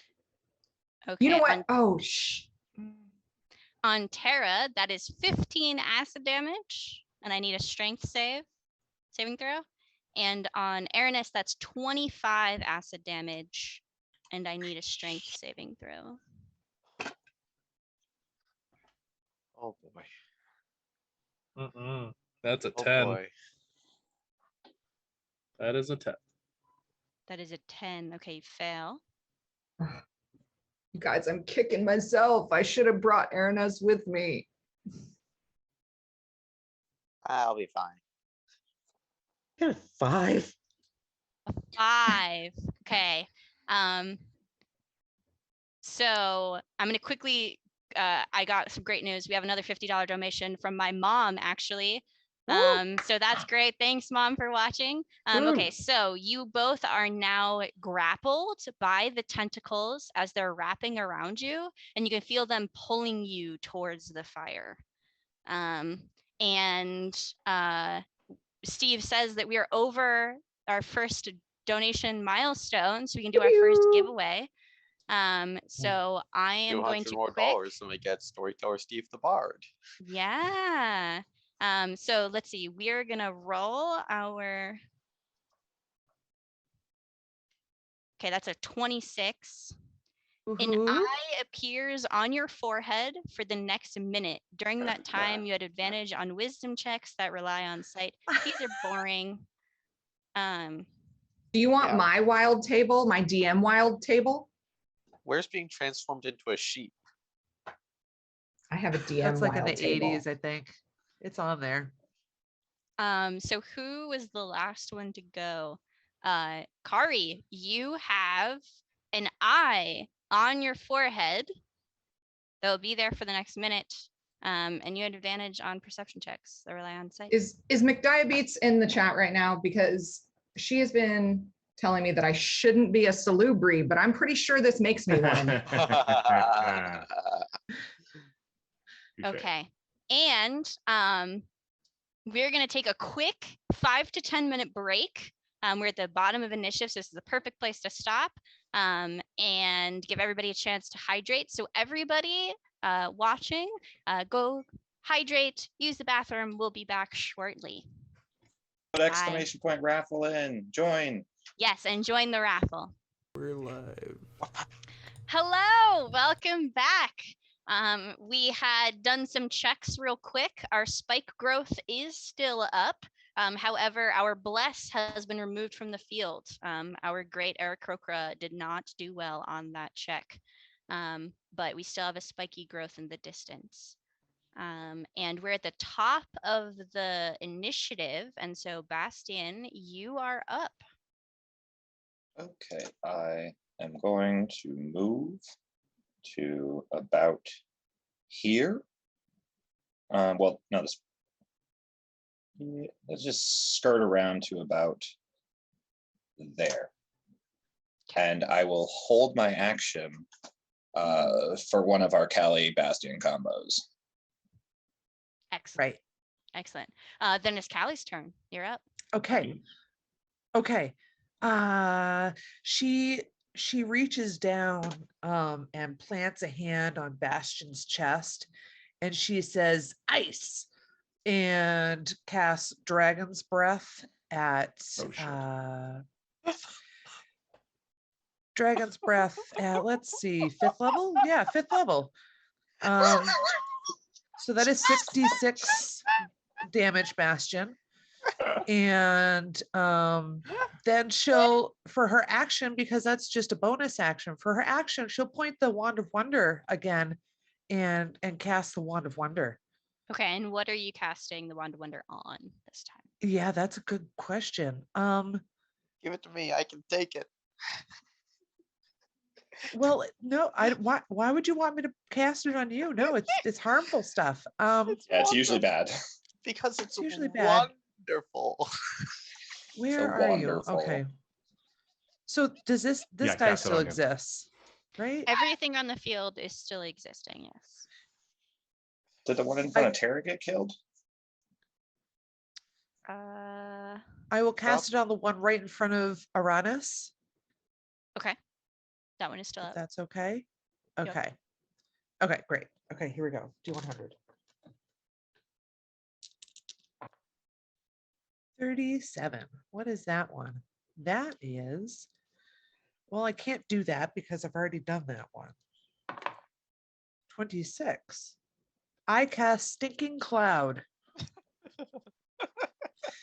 So I think that's a con save.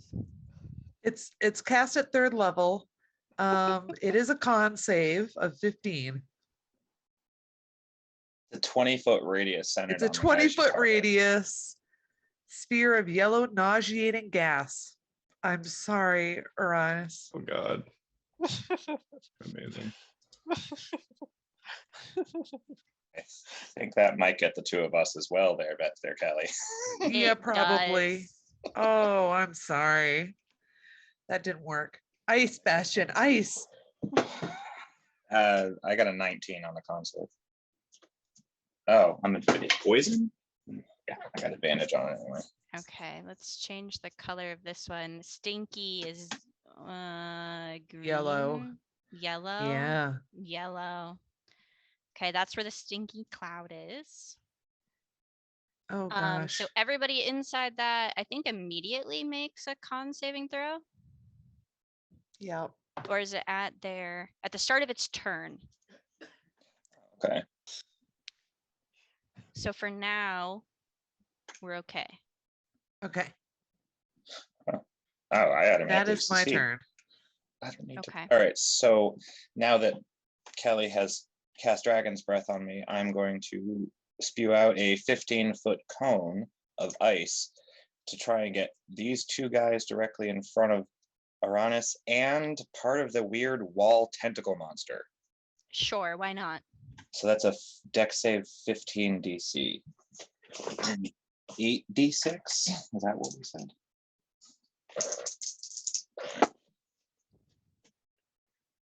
They all fail.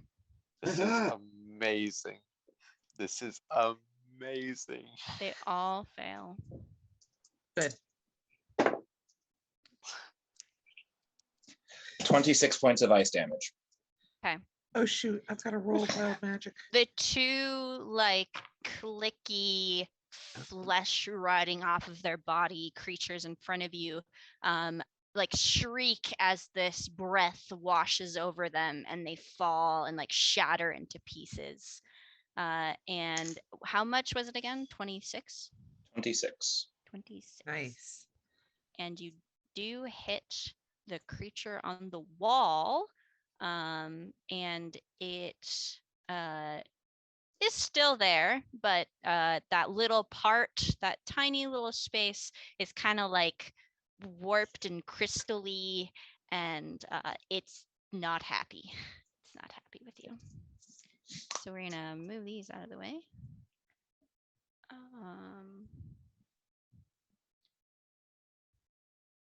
The last blue thing I still have up, was that the one Tara killed last round? No, I killed one next to Aranis. Okay. Oh, that's right. That's right. Okay, so that one is still there. Okay. Not for long. Aranis, it's your turn. You are currently surrounded by a stinking cloud, so I'm going to need you to make a Constitution saving throw. So sorry. And what's the DC with the wand? 15. 11. Okay, you do not pass, so you spend your turn retching and reeling. It is disgusting. It is filling your nostrils. You actually can't I'm so see, sorry. and you're just vomiting. And unfortunately, that's your turn. I'm so sorry. Yeah, it's unfortunate. but good for me. Brandress, it's your turn. Wow. Matt, while you're thinking, Jacqueline, you won the raffle. Yay, Raffle. Jackie! I Hey! love coffee. I'm gonna Jacqueline. send it to my mom because she's so great. Good. Oh, Aw. So lovely. There you go, Mama great. Wallace. Mama Wallace. She is my All right. favorite. Uh, Jacqueline, yes. the stinking cloud is 20-foot total. So it's not a 20-foot radius. I don't It says think. 20-foot No, it radius. says 20-foot radius. Oh, okay. Never mind. I'm sorry. I Retract. know, it's huge. I actually just went up against one of these Isn't in a it one centered Oh, on- shot. radius. I see. Yep. Yeah. Isn't it centered Yep, on the I'm caster? so though? sorry. It was Nope. centered on the she target. It's a ranged casted it spell. on the target. Okay, cool. Yeah. Just making sure. Range spell. All right. What am I seeing now? I'm seeing this black or this tentacle thing coming out of the rim of the fire, Yes, it has Terra in its grasps. and it has Terra. Okay. As what I long did. as you can see, you can't see through the cloud.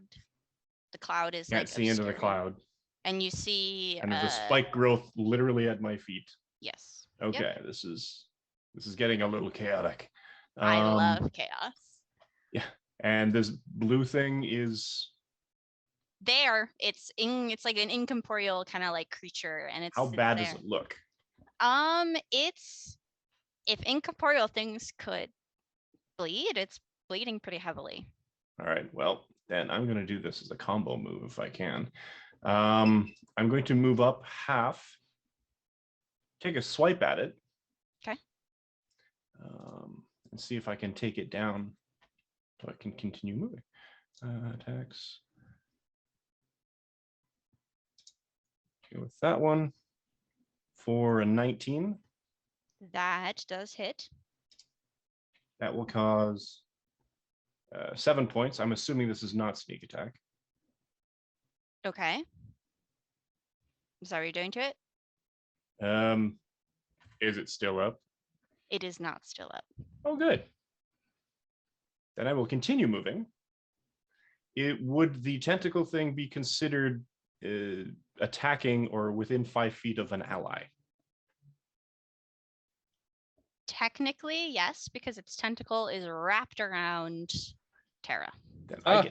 Then I probably get to sneak attack it. So I'm going to use my second action and my continued movement to basically just sort of slice through the ghost thing. Okay. And then come down with both an action or an attack and my bonus action attack on this tentacle. Mhm. Oh, no, sorry. Don't roll that yet. I haven't hit it yet. That's a natural 20. Yes. Woohoo! That's amazing. Save me. I'm strong of mind, not of body. So that will be, how do I add all? Okay, get all this stuff out of the way. Crit damage, roll self. And I'm glad you saved your sneak attack for that. So am I. So I will roll that. 11 plus.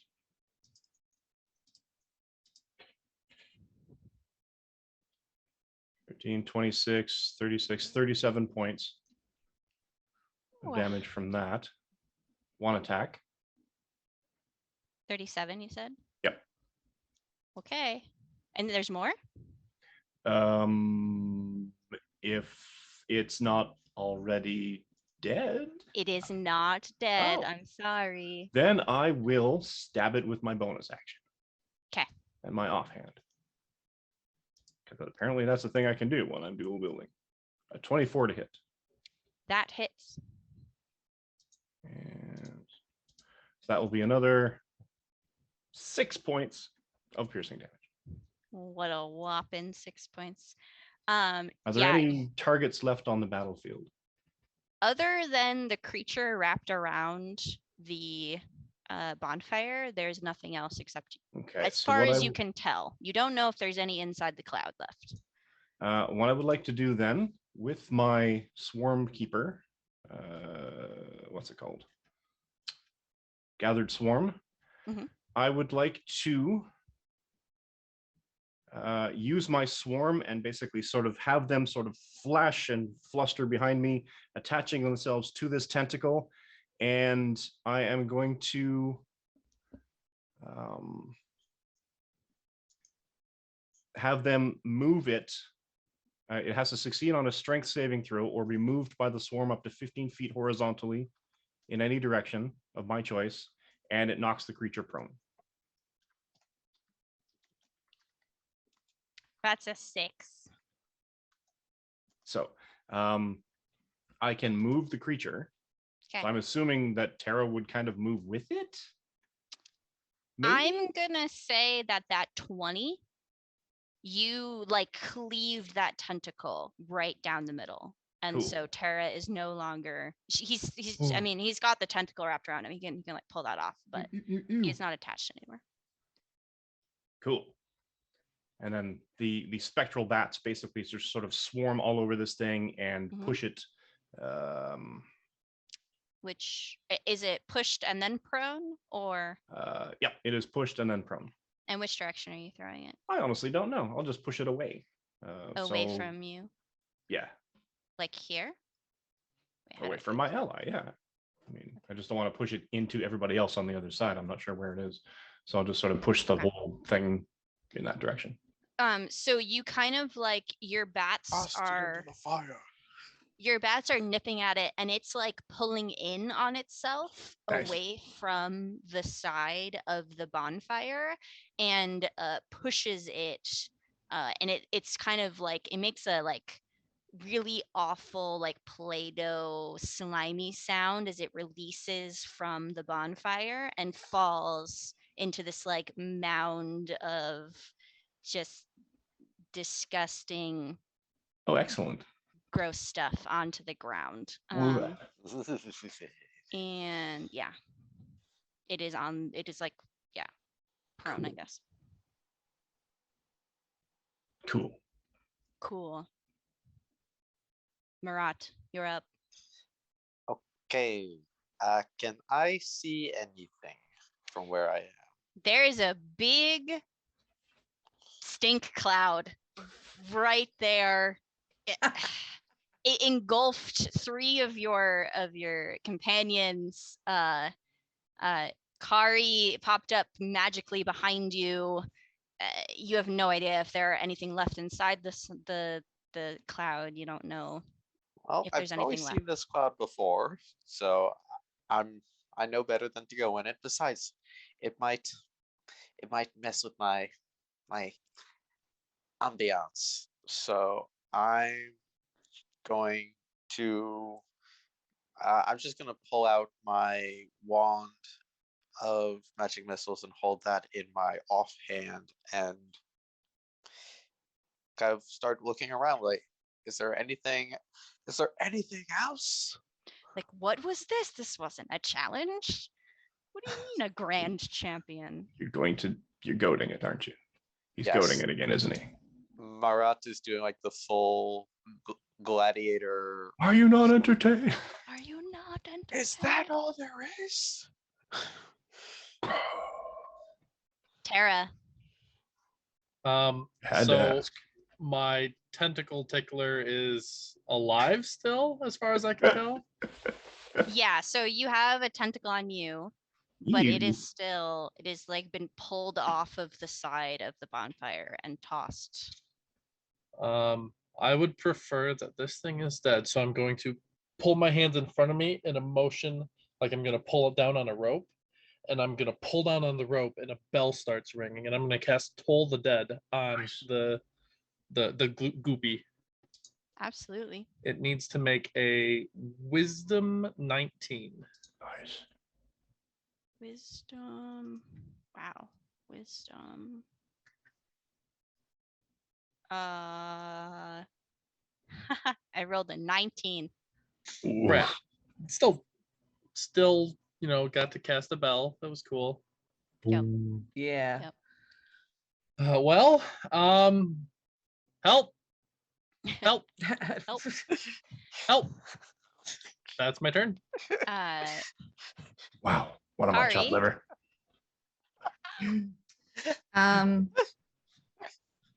Kari is going to look around, noticing the wounds that her friends have taken. there's nothing we're fighting on the battlefield right now, right? There is, as far as you know, Marat was just like, what was that? That's not great. And so as far as you know, there's nothing because you can't see through the stink cloud. Right. So I am your going, knowledge is that Fire maybe pit. there's something inside the stink cloud because the last time you were there was stuff there, but now you can't Right. see, and so. Okay. I am going to just kind of reach into my bag and pull out, like, it's, you know, it's kind of a small bag, but I'm going to pull out a top hat and a cane. And I'm just going to say, we need to go back to a simpler time. Oh, God.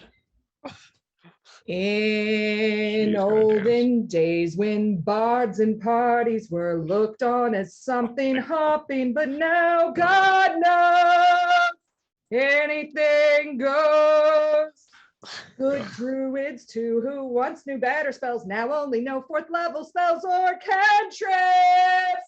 Anything goes. If slinging spells you like, if arrows you like, if healing words you like, if being sure you like, if short swords you like, if being towards you like, nobody will oppose. Win every night the set that's smart is intruding on raiding parties and killing foes.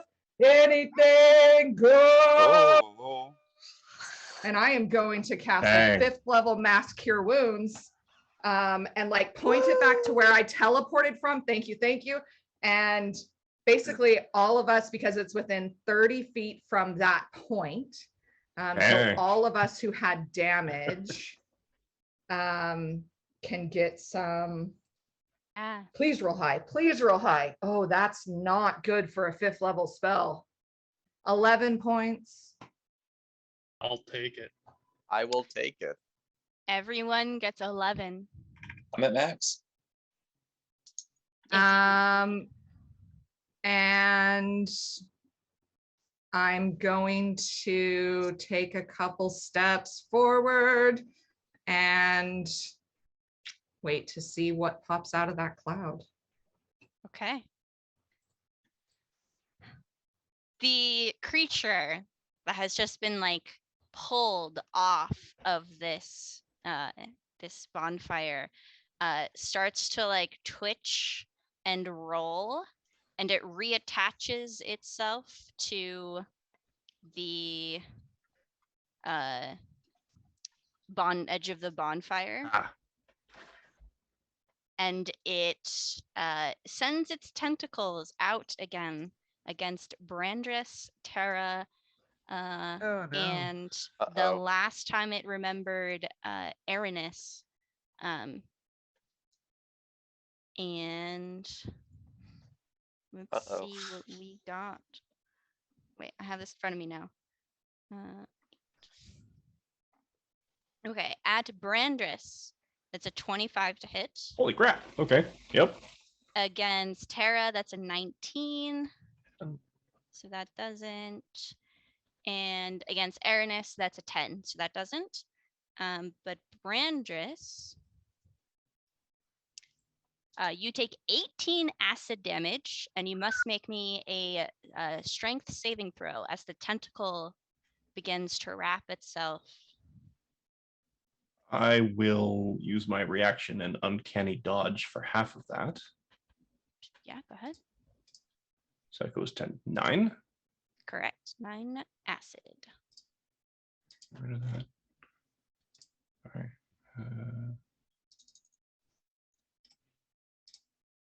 And you said a strength saving throw? Yes. That's going to go well. A natural 1. Uh-oh. So a You 3. Yeah, you are currently grappled by the tentacle. It's wrapping itself around you, and you can feel it pulling you towards the fire. Bring it on. Bastion, we're at the top of the round. All You right. are inside a stinky cloud. I don't breathe. I'm fine. You are immune. If you don't breathe, then you're fine. You just can't really see anything. It is obscuring. I kind of remember where Aramis was, so I'm gonna fly over them and out of the cloud to about here where I will land. And Okay. then I will shoot out the giant ice breath at the crazy gross thing in the fire again. So it needs to make dex save 15. Okay.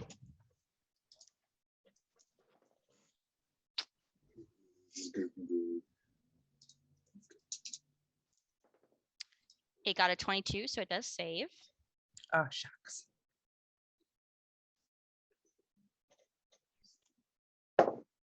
That's okay. Still takes half its damage, right? 37 points of damage. So those have Ooh. to 18. 18 points of cold damage. 18. Wow. Cold damage, you say. Nice job. And Does that put out some of the fire with the cold breath hitting it?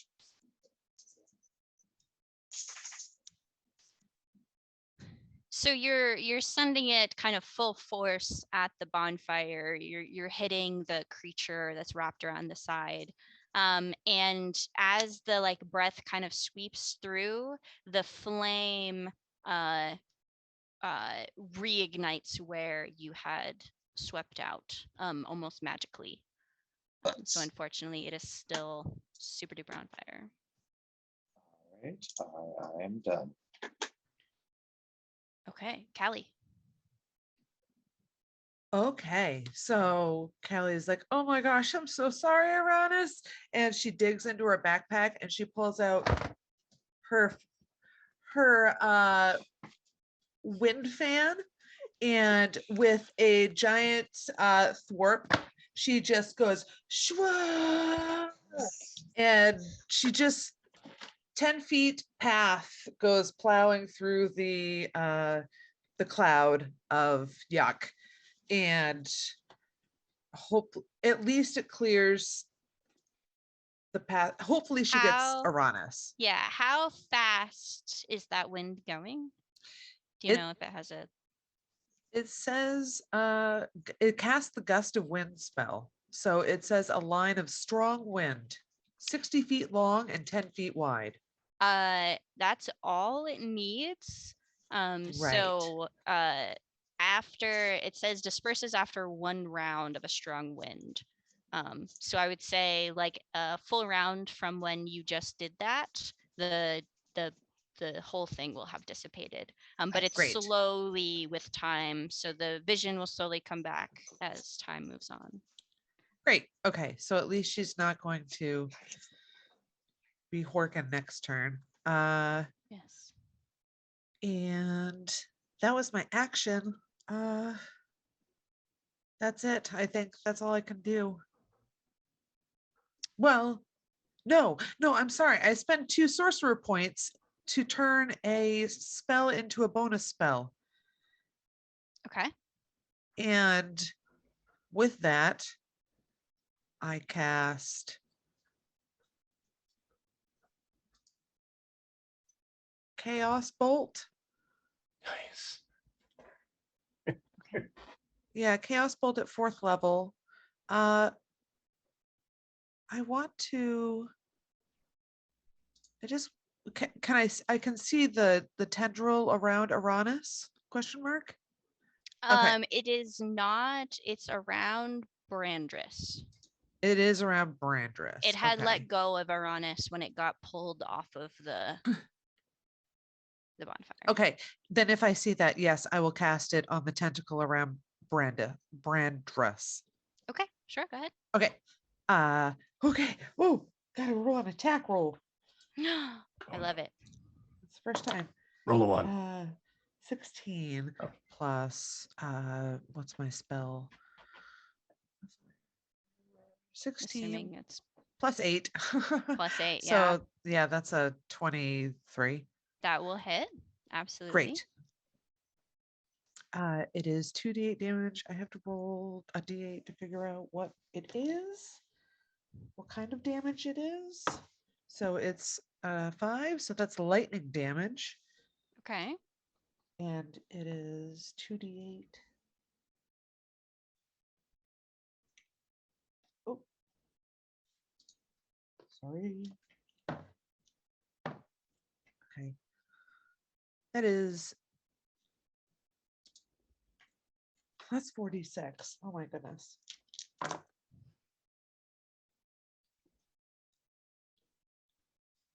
is 15 lightning damage. Wow. Wild magic. Wild magic. Yep, that's a wild magic. That's a one. I rolled a 70, just a straight old 70. Let's scroll way down here on this table. All allies within 20 feet of me heal up to 3d8 hit points. Wow. I'm full. So okay, well, Brandris and Aranis and Bastion. Tara is right outside that range. okay, they get 11 hit points. Nice. Nice. Sweet. I'm back up to full. Need it. And that's my turn. Thank you. Okay, Aranis, you're up. The stinky cloud is slowly starting to sort of dissipate around you. So I'll give you a advantage on the con saving throw, which I think you should be able to pass. So you'll just roll it twice and take the highest. 17. Oh, 22. Oh yeah, you passed. So you can use your turn now. And you can kind of see now, it's a little opaque, but you can see that like Callie and Bastion are on this side, and Marat and Kari are on the other. But you Okay. don't see an enemy anywhere from where you're standing. Okay. So I'm still a wolf. You are still a wolf, unless Okay. yes, you're still a wolf. Okay. Yeah. So I'm just kind of do a little wolf limp backing away from that fire. I don't want to be a wolf anymore. I want to change back to my elf form, and I want to get my moonsickle because right now she's mad. So she's about to start cutting people. Okay. So she's going to walk outside the cloud, away from the fire. Okay. And she is no longer. Okay. Great. So I'll put you like there. Awesome. And you pull out your moonsickle and you're just ready to rage. I love it. I love it. Brandris. All right. So what do we got? I am still being grappled and dragged. Grappled and dragged. Yep. I'm not sure what actually I can do other than You basically can just still slice the thing off of attack it. Yeah, you can still attack it. And Tara is within 5 feet of, no, never mind. Tara is like 15 feet in that hair, I think. Yeah, so he's not technically within 5 feet of me. Okay. Yeah. Or it specifically. All right. I guess I will have to attack it. So I'm a stabby. Oh, roll the wrong thing again. Sorry. Stab it. Zev chat. And 21 to hit. That hits. And I'm going to use my Swarm Keeper, Gathered Swarm, and I can move myself 5 feet horizontally in any direction. Okay. So my bats pull away from it, I guess, and basically grab a hold of me and drag me 5 feet. Can you do that if you're grappled? It doesn't say one way or the other. It says that also I get half cover until the start of my next turn. So I'm not sure. How much damage do you do? Let me roll my damage. 10 points. Okay. For sake of expediency, I'll keep attacking it. sure. So If just you'd to like sort of to expedite it, I'll use my bonus action, which I should have done before, and bring my Hunter's Mark over Okay. to it. So I can do an extra D6 damage when I hit it with this. 22 to hit. Yep, that hits. Why is it not cooperating? Here I go. For another 7 plus 5, another 12 damage. Okay. So for sake of expediency here, you are like stabbing at it and your bats are pulling you and you're able to get your, what do you have in your hand? A short sword? 2 daggers. 2 daggers. You're able to get your daggers in and you kind of like slice upwards at it and the tentacle releases you and your bats are able to pull you back 5 feet and the whole creature starts to like wiggle and turn from that like sickly green it was into a like deep brown as it kind of falls to the ground at the sides of the bonfire. And because I want Belle to be here, we will wait for her to get back really quickly. She should still have her headphones on. Okay, Oh, I there see she her. is. Yes, perfect. Okay. So you, Brandris, you are able to finish off this weird creature. And for everyone at home, that was an alkalith. It is a demon. And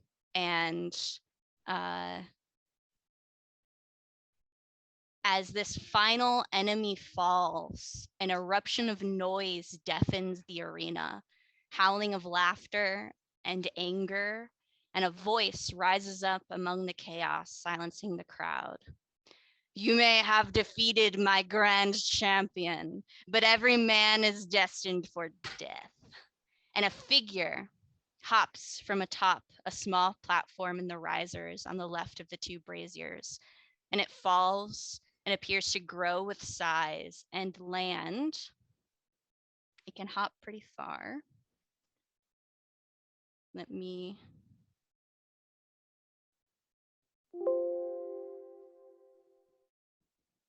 Can I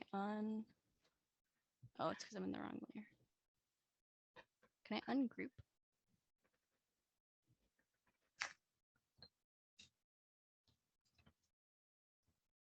And it falls directly in That's not front of small. you. Ooh.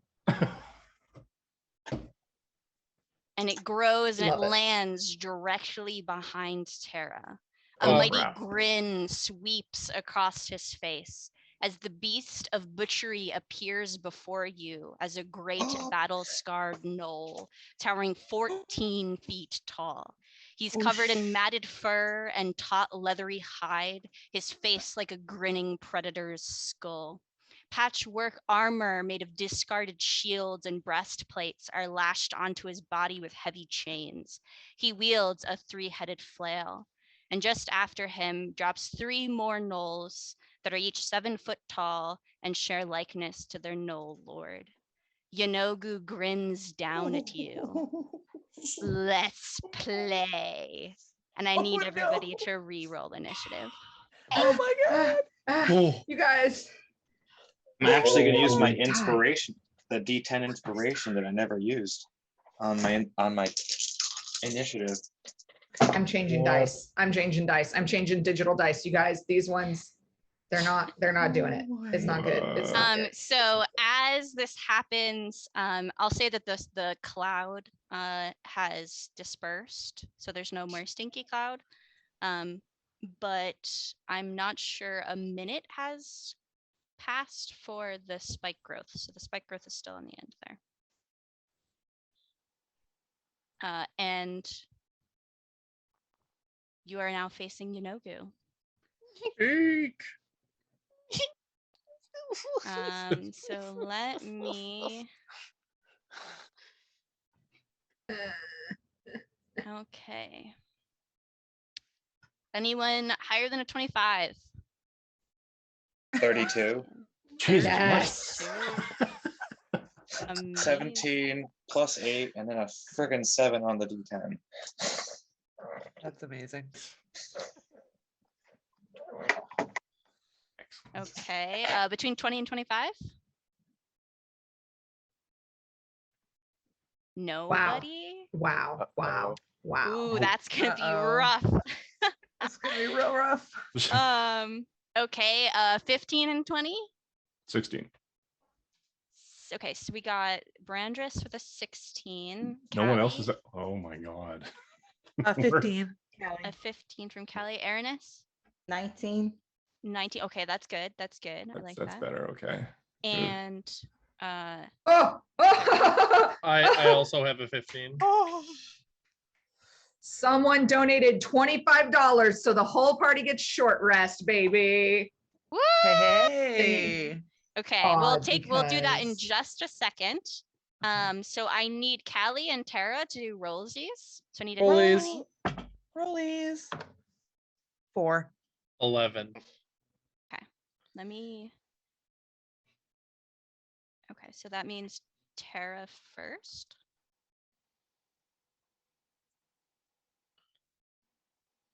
Okay, and then Marat, what did you get? 14. 14. And Kari? 10. Okay. All right. So for the short rest, you get back anything that your character gets back on a short rest. And I'm going to allow up to half of your hit die for Sweet. healing. So that should be, for most of you, this should be 6 across the board. And you can choose, if you have multiple classes, which one you're going to use. And to whoever donated 25, thank you so much. But I hope you meet Yanogu one day with a group of great heroines and heroes. Yeah. No. Nervous laughter. All right, guys, we got to make this count. It's basically we have enough time for one round. We can do this. Yeah, we'll I see. would like to cry. Okay. Crying is a free action. Crying Yeah, is Crying is a free reaction. action on this channel. Yep. Bastian, you are up first. What you doing? Can I take a potion and put Callie down as my bonus action? Because I'm going to be Attack. running in there. Attack. Okay, We she only said got one don't. round. Do She it, said do don't. it. Okay. So for my bonus action, I'm going to take a potion of fire drain strength, That is which a brings my strength up to 25 and adds an additional +2 to everything. yes. That is Sweet. a great choice. Then I'm going to, just because it doesn't say it even takes anything, go into a frenzy rage. And I'm going to charge Inogu. And Do I'm it. going to unload all 3 of my attacks recklessly into him. Please do. Please. These are all +12 to hit. Okay. Wait, I gotta get my book. That's a Oh, 22. 22 on That the hits. first one. That is a 27 on the second. That hits. That is well, I rolled 2 2s, so that's 14 on the third one. That one does not. So first one is +5. So that's 18 damage on the first one, magical slashing. And Magical slashing, you said? yes, 10. So 14 slashing magical on the next one. All right. All right. I love And it. that's my turn. Okay. It is Yanogu's turn. Ah, Oh, Just so shit. everybody knows, he rolled a 23 for his initiative. That's why I was worried when no one else rolled that high. He is going right for Tara. He does not like this bird, and we're at eye length because I am 14 feet tall. All right. wow. Crap. I don't like Ooh. this. And for everyone at home, Yanogu No. has Yeah. a +16 to hit. He does. That just Oh. auto hits me. That is a 27, an 18, and a 31. The 31 just misses. Okay, that's what I thought. because I have you down as an AC of 71. So Perfect. okay. So it makes 3 flail attacks. Oh, Oh, we're gonna die. I'm dead. Ooh, okay. I'm not I even need gonna you. make it into the site. I need you to make a Constitution saving throw. When you're already dead. That is a 19. Oh, that passes. You don't. Insta die. Okay. Let's see what the rest do though.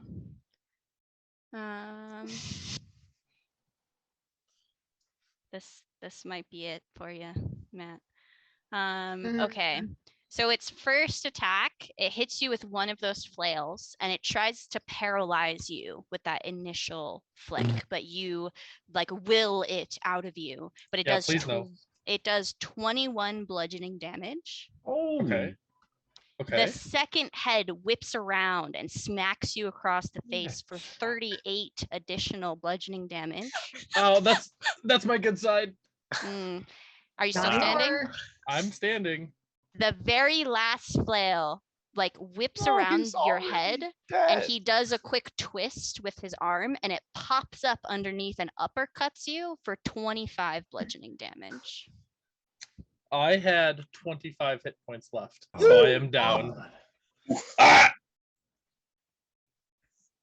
And he has this like guttural laughter as the whole stadium erupts into this like vicious excitement, and his eyes pass over to Marat and he just looks at you and is just beckoning you to come and take him on.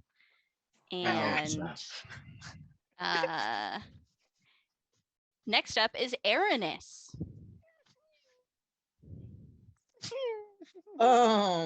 Mastodon. I'm gonna cast a summon Fae. Oh, and I totally forgot. Hang on, just 1 second. Because I am being incredibly mean to you guys, Tara is not down. Tara is dead. You do not receive saving throws into this arena. And nobody can get to him fast enough to save him. I'm right there. Wow. Do you have Spare the Dying? I have Cure Light Wounds, or I have Cure Wounds. The only Oh, thing the that same can thing. save him is Spare the Dying. Son of a crap. So our good Do I friend have? Tara has bit the dust. No, I don't have Spare the Dying as a ranger. Well, it's a pity. We'll drink to him at the next tavern. So now, Gather Aranis. his body and take it with us. Who wants turkey? Yeah, I'm gonna summon Fae. Sure. And hopefully, whatever Fae is summoned helps somebody somewhere do something. In the meantime, I am going to run towards this big bad monster thing with my moon sickle and toss pixie dust in the air and hope it lands where it needs to go. Okay. We just lost the one person who has Spare the Dying. Okay, so if Fae appears, I think you choose where the Fae appears. That you can see within range. So you have a 90-foot range, which means you can basically make it go anywhere. I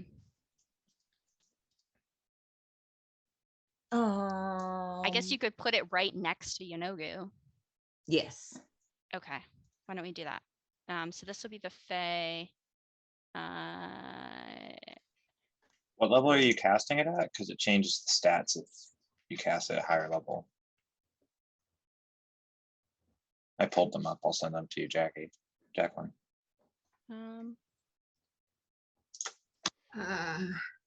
Okay. at minimum 3.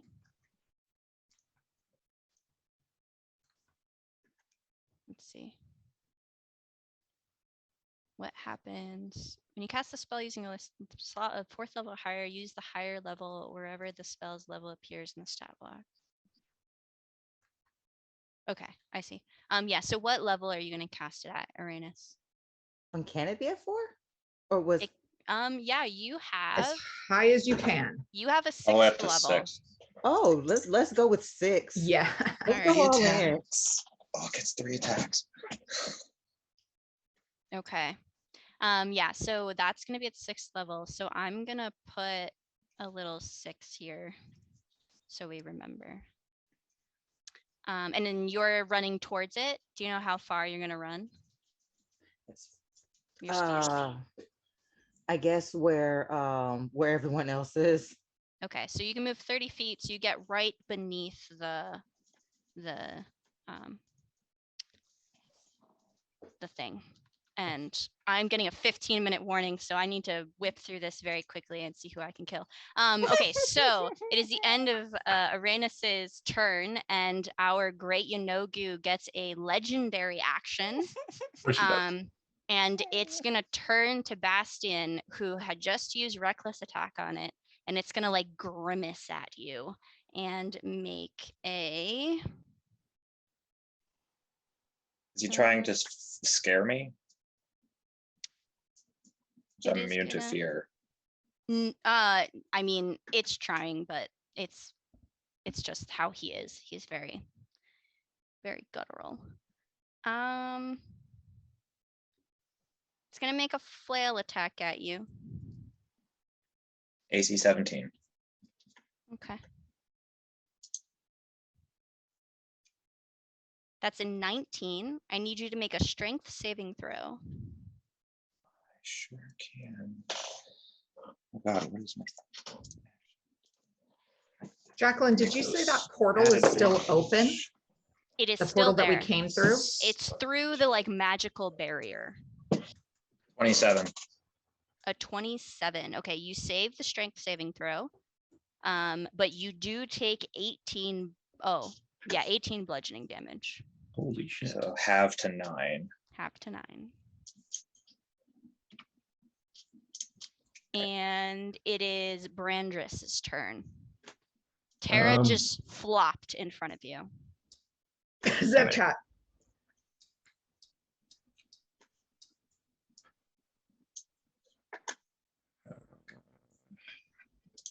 Wow. All right.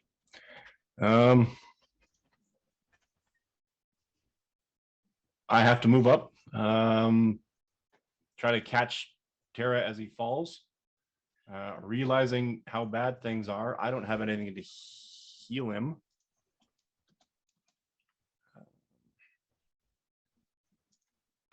Damn. I'm gonna move up and I'm gonna take a pot shot. Okay, by all Big thing. means. Hopefully, I get some kind of sneak attack bonus because I have an ally within 5 feet. You do. And you're flanking with the Fae. Oh, yeah. That was terrible for the first roll. It was a 14 total.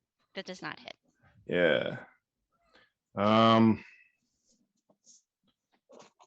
will attack again.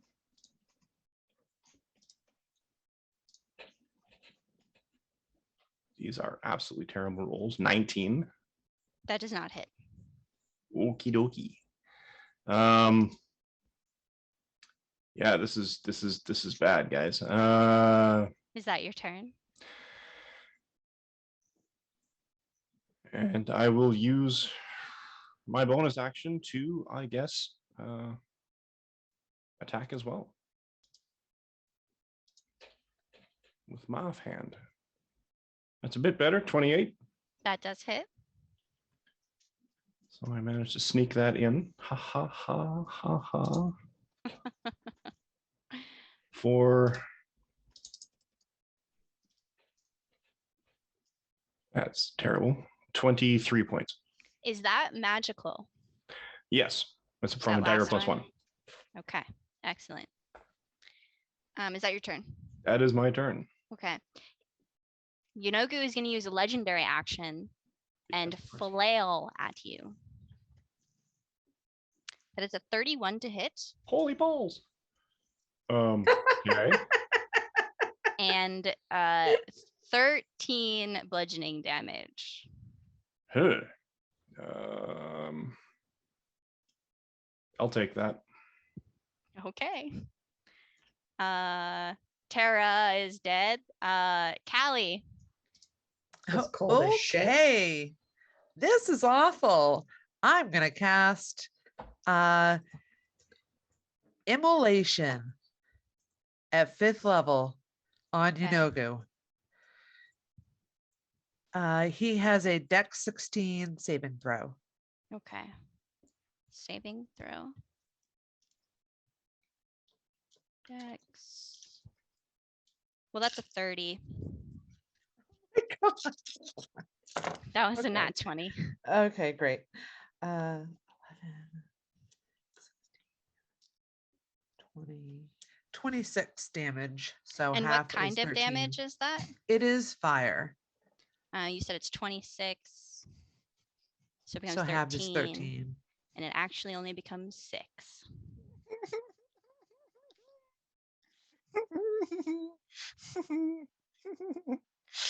I don't like this. And that's my Marat turn. wanted a real champion to fight. And here he is. All right, Callie. Is that it? That's my turn. Yep. Okay. Okay.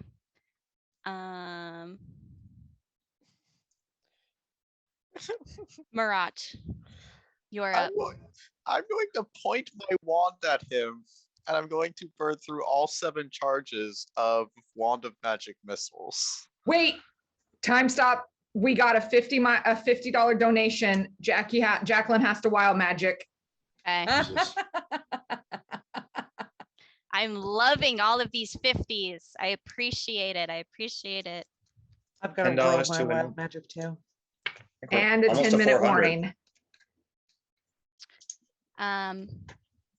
So who, Callie, you just went? Yes. Polymorph is cast on you. Great. If you fail the saving throw, you turn into a sheep for the spell's duration. Great.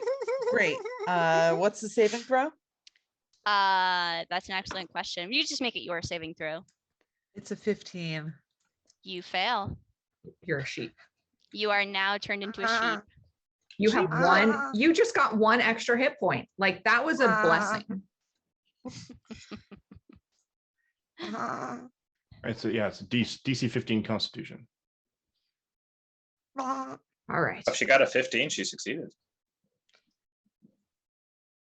It's fine. I'm a sheep. No, I'm a sheep. She wants to be All a right, sheep. Zev. Sheep. All Okay. right. It's that extra hit point. Come on. So yes, 7th level magic missile, all at Yunogu. Do it. Do it. Do I have to roll anything or is it? Oh, they all hit. They all hit. So do you want me to roll 7d4? It's more than that at 7th Yeah, level. I think it starts off as immediately Three. Yeah, you're 4. 10d4, I think. I think it's 10d4. Okay, plus- 10d4 plus 1. 10d4 plus 10. 10d4 plus 10 because each of Plus those has a 10. +1 because they are individual. That's 18 plus 10. That's 28 force damage. Okay, force damage. Mhm. All right. He takes it and- all in his side. And that is my turn. You're not going to move towards him? I do not want to have Hey, him. you're the reach one me that called him before- down here. Yeah, but I don't want to reach him before he can reach me. I want him. I do not want to get hit before I can hit him. Kari. Does this dude look even remotely hurt at all? A little. I singed his And- fur. Stabbed him in He the was tongue. already kind of bloody and you're not sure if it's his blood or if it's, the blood of other things, Tara's blood, and it's unclear. Just rub that in. Mm. God, this really sucks. Okay, looking around and being like, well, Marat, this does not seem like worth it for me to get an adamantium arm. I will buy one. This is fine. And I'm going to hold my hand out to Marat. And I'm going to say, I'm going to sing, run fast for your mother, fast for your father, run for your children, for your sisters and your brothers, leave all your stuff and your loved ones behind. You can't carry it with you if you want to survive. And I'm going to cast Dimension Door, visualizing the portal and put us in the event horizon. We are leaving. Bye, guys. We're out. We just got, oh, Yeah, you pop through that. You end up right there, and the two of you are passing through the portal, leaving the other four who are still alive left behind. Wow. Wow. Yeah. Rude. My ego is too Rude. big to tolerate the idea of losing a fight. Plus this Seeing nice this, armor. wow. the three Wow. the three gnolls just kind of like stand there and watch, and they're like, "Ugh, Goose got this. Like, I don't have to do anything." And right at the end of that gnoll's last turn, Yanogu is gonna make a flail attack at this new sheep that just popped up in front of him. And that's a 30 to hit. God, she changed her background. Yeah, and that's Nice. 13 bludgeoning damage to the sheep. Callie pops back out, I would imagine. Ba-doom. I assume that it would end if you lose your hit point. Yes. And I don't think you take any of the remainder. It's not like No. it's just you just pop back. It goes over. Bastian, you are Does? up. If we get another $50 donation before my timer goes up, I will save them. However, if we do not, I think they might not make it through this. I'm It's going okay. to make Not all all three of of them. my attacks Great Weapon Master, so that's -5, and Reckless. Okay. Yes. That's a natural 20 on the first one. Okay. Yes. Yes. Roll the second one. 29, so 24 to hit on the second one. And then 17 to hit on the That third one one. does not hit. Okay, so the first two hit, and the first one's a critical, and I have brutal critical, so I'll be adding an additional d6 to that. So that is 12, 8, 15, 17 plus, Jesus, sorry, 17 plus 8, 25 plus 3 more for the rage is 28, 35 damage on the first hit. Actually, Whoa. before that, it doubled. So it was, wait, so it's 65 points of damage total on that Holy- first hit for the crit. Whoa. Nice. Nice. Nice. Second hit is 6, 8 plus Ooh, I just thought of 8, something actually. 16 plus 5. 21 points is slashing damage on the second one. Oh, no, never mind. And that's my turn. Okay. And was all of that All magical. all magical? Okay. Okay.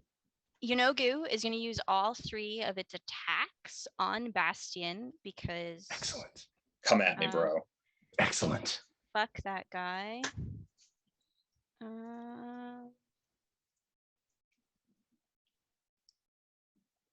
Okay, a 17, a 19, and a 36. All three hit. All three hit. And he is just going to town here, and I apologize for what is about to happen. That is a total of 78 bludgeoning damage. Halved to 30, 38. Wait, 35. 39. Yes, 30. I'm fine. I'm still over 100. Yeah. Okay. Unfortunately, for the expediency of time, I'm gonna cut this short. Oh no. You were able to have Yonogu's health, and so Oh. I'm going to be a nice DM. I was going to just stab him because I have a reaction. I can do that now. Yes, I'm gonna be nice and say you do kill him.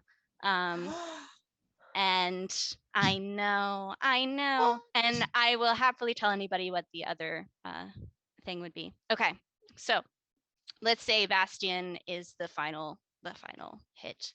And just as your final blow reaches out and slams into his chest, the mighty beast of butchery takes his last breath. A rumble begins to shake the ground at your feet. The magical dome that once existed around the arena silently falls away. The risers filled with knolls begin to fall apart and crumble as the shaking intensifies. What is left of your group, Rip Terra, make a quick decision and dart past the frantic gnolls, trying to get to Yonogu before it's too late. You Can I pass drag through. his body? You can grab his body. You're gonna grab his body. Yeah. Okay. You're grabbing Terra's body. As you pass through the shimmering gate, just before it winks out of existence, you lay there, panting, in the small chamber at the bottom of the fissure in the Abor Al's mountains. You started your day seeking creatures tormenting the dwarves of Dumadin. You ended your day fighting and killing the mighty demon Yonogu. Those adamantine pieces await your return. And we're gonna cut this short. I do think you guys were going to kill him, but I would have taken at least one or two of you out. So thank you so much for watching our Dungeons and Dragons 5th edition one shot. We're gonna take a very quick moment and just go in a quick circle and have everybody just tell you who they are and where you can find them. So we're gonna start at the bottom. Zev, you're up. Hey everyone, I'm Zev. You can find me on YouTube and Twitter at Bukari Gaming, and here on Vancouver by Night every Tuesday, playing in Would Be Heroes. Sarah. Hi, everybody. I am Sarah. You can find me Tuesday playing in Would Be Heroes with Jacqueline and Zev and Belle and Mike, the DM. And you can find me DMing here on Vancouver by Night Sundays at 2 for the Fandolin by Night series, except for not tomorrow. Yes. Mike. Hi, Mike. You can catch my pre and post COVID cosplay adventures at Canadian Captain America on Instagram and TikTok, and CDN Captain America on Twitter. You can catch me Tuesdays at 6 p.m. PST, running these wonderful people through the Would Be Heroes game. I am also playing, but not tomorrow, in the Sunday Fandolin by Night game. You can also catch me on the Saturday Vampire Takeover, being run by DM Steve, who is skulking in the shadows as we speak. And that's it for me. I guessed on a few things, but yeah, let's move on. Matt. Hi, you can find me cowering from Jackie every night, and on Twitter at MatthiasAW with an underscore at the end. Lodame. Hi there, I'm Lodame. I was Bastion, the murderer, I guess. You can find me at Lodame Cosplay or Lodame pretty much across the internet, and you can hear some of my work during the breaks of the Sunday and Tuesday games. Yeah. Kitty. Everybody, Kitty Kimchi here, and you can catch me here on Wednesdays playing Alette of Puka on Toronto by Day, Tales of the Rookery. And any updates, you can find me on Twitter at Yep, She's Blasian. Awesome. And last but definitely not least, Belle Cher. Hi, everyone. I'm Belle Cher, she, her. I had a blast today playing Callie, my little wild magic sorceress. I am on VBN every Tuesday night on Would Be Heroes as Delphia with half of the rest of this wonderful cast. And you can find me everywhere online at Belshare. And Thanks for all the lastly, donations. yes. And lastly, I'm Jacqueline Schuher. I've been your dungeon master for this great group of individuals. You can catch me Tuesday nights with half the cast at 6 p.m. PST playing Dr. Rosenthal in the Would Be Heroes campaign. You can find me on Twitter at It's Gingivitis7 and on Twitch at It's Kakelia. Thank you so much for watching once again. Shout out to everybody here. Shout out to everybody who gave us donations. Stick around. We're going to take a short break. And when we come back, it'll be Vampires Do D&D. Oh my So gosh. stick around for that. All right. Good night. Thank you, Jacqueline.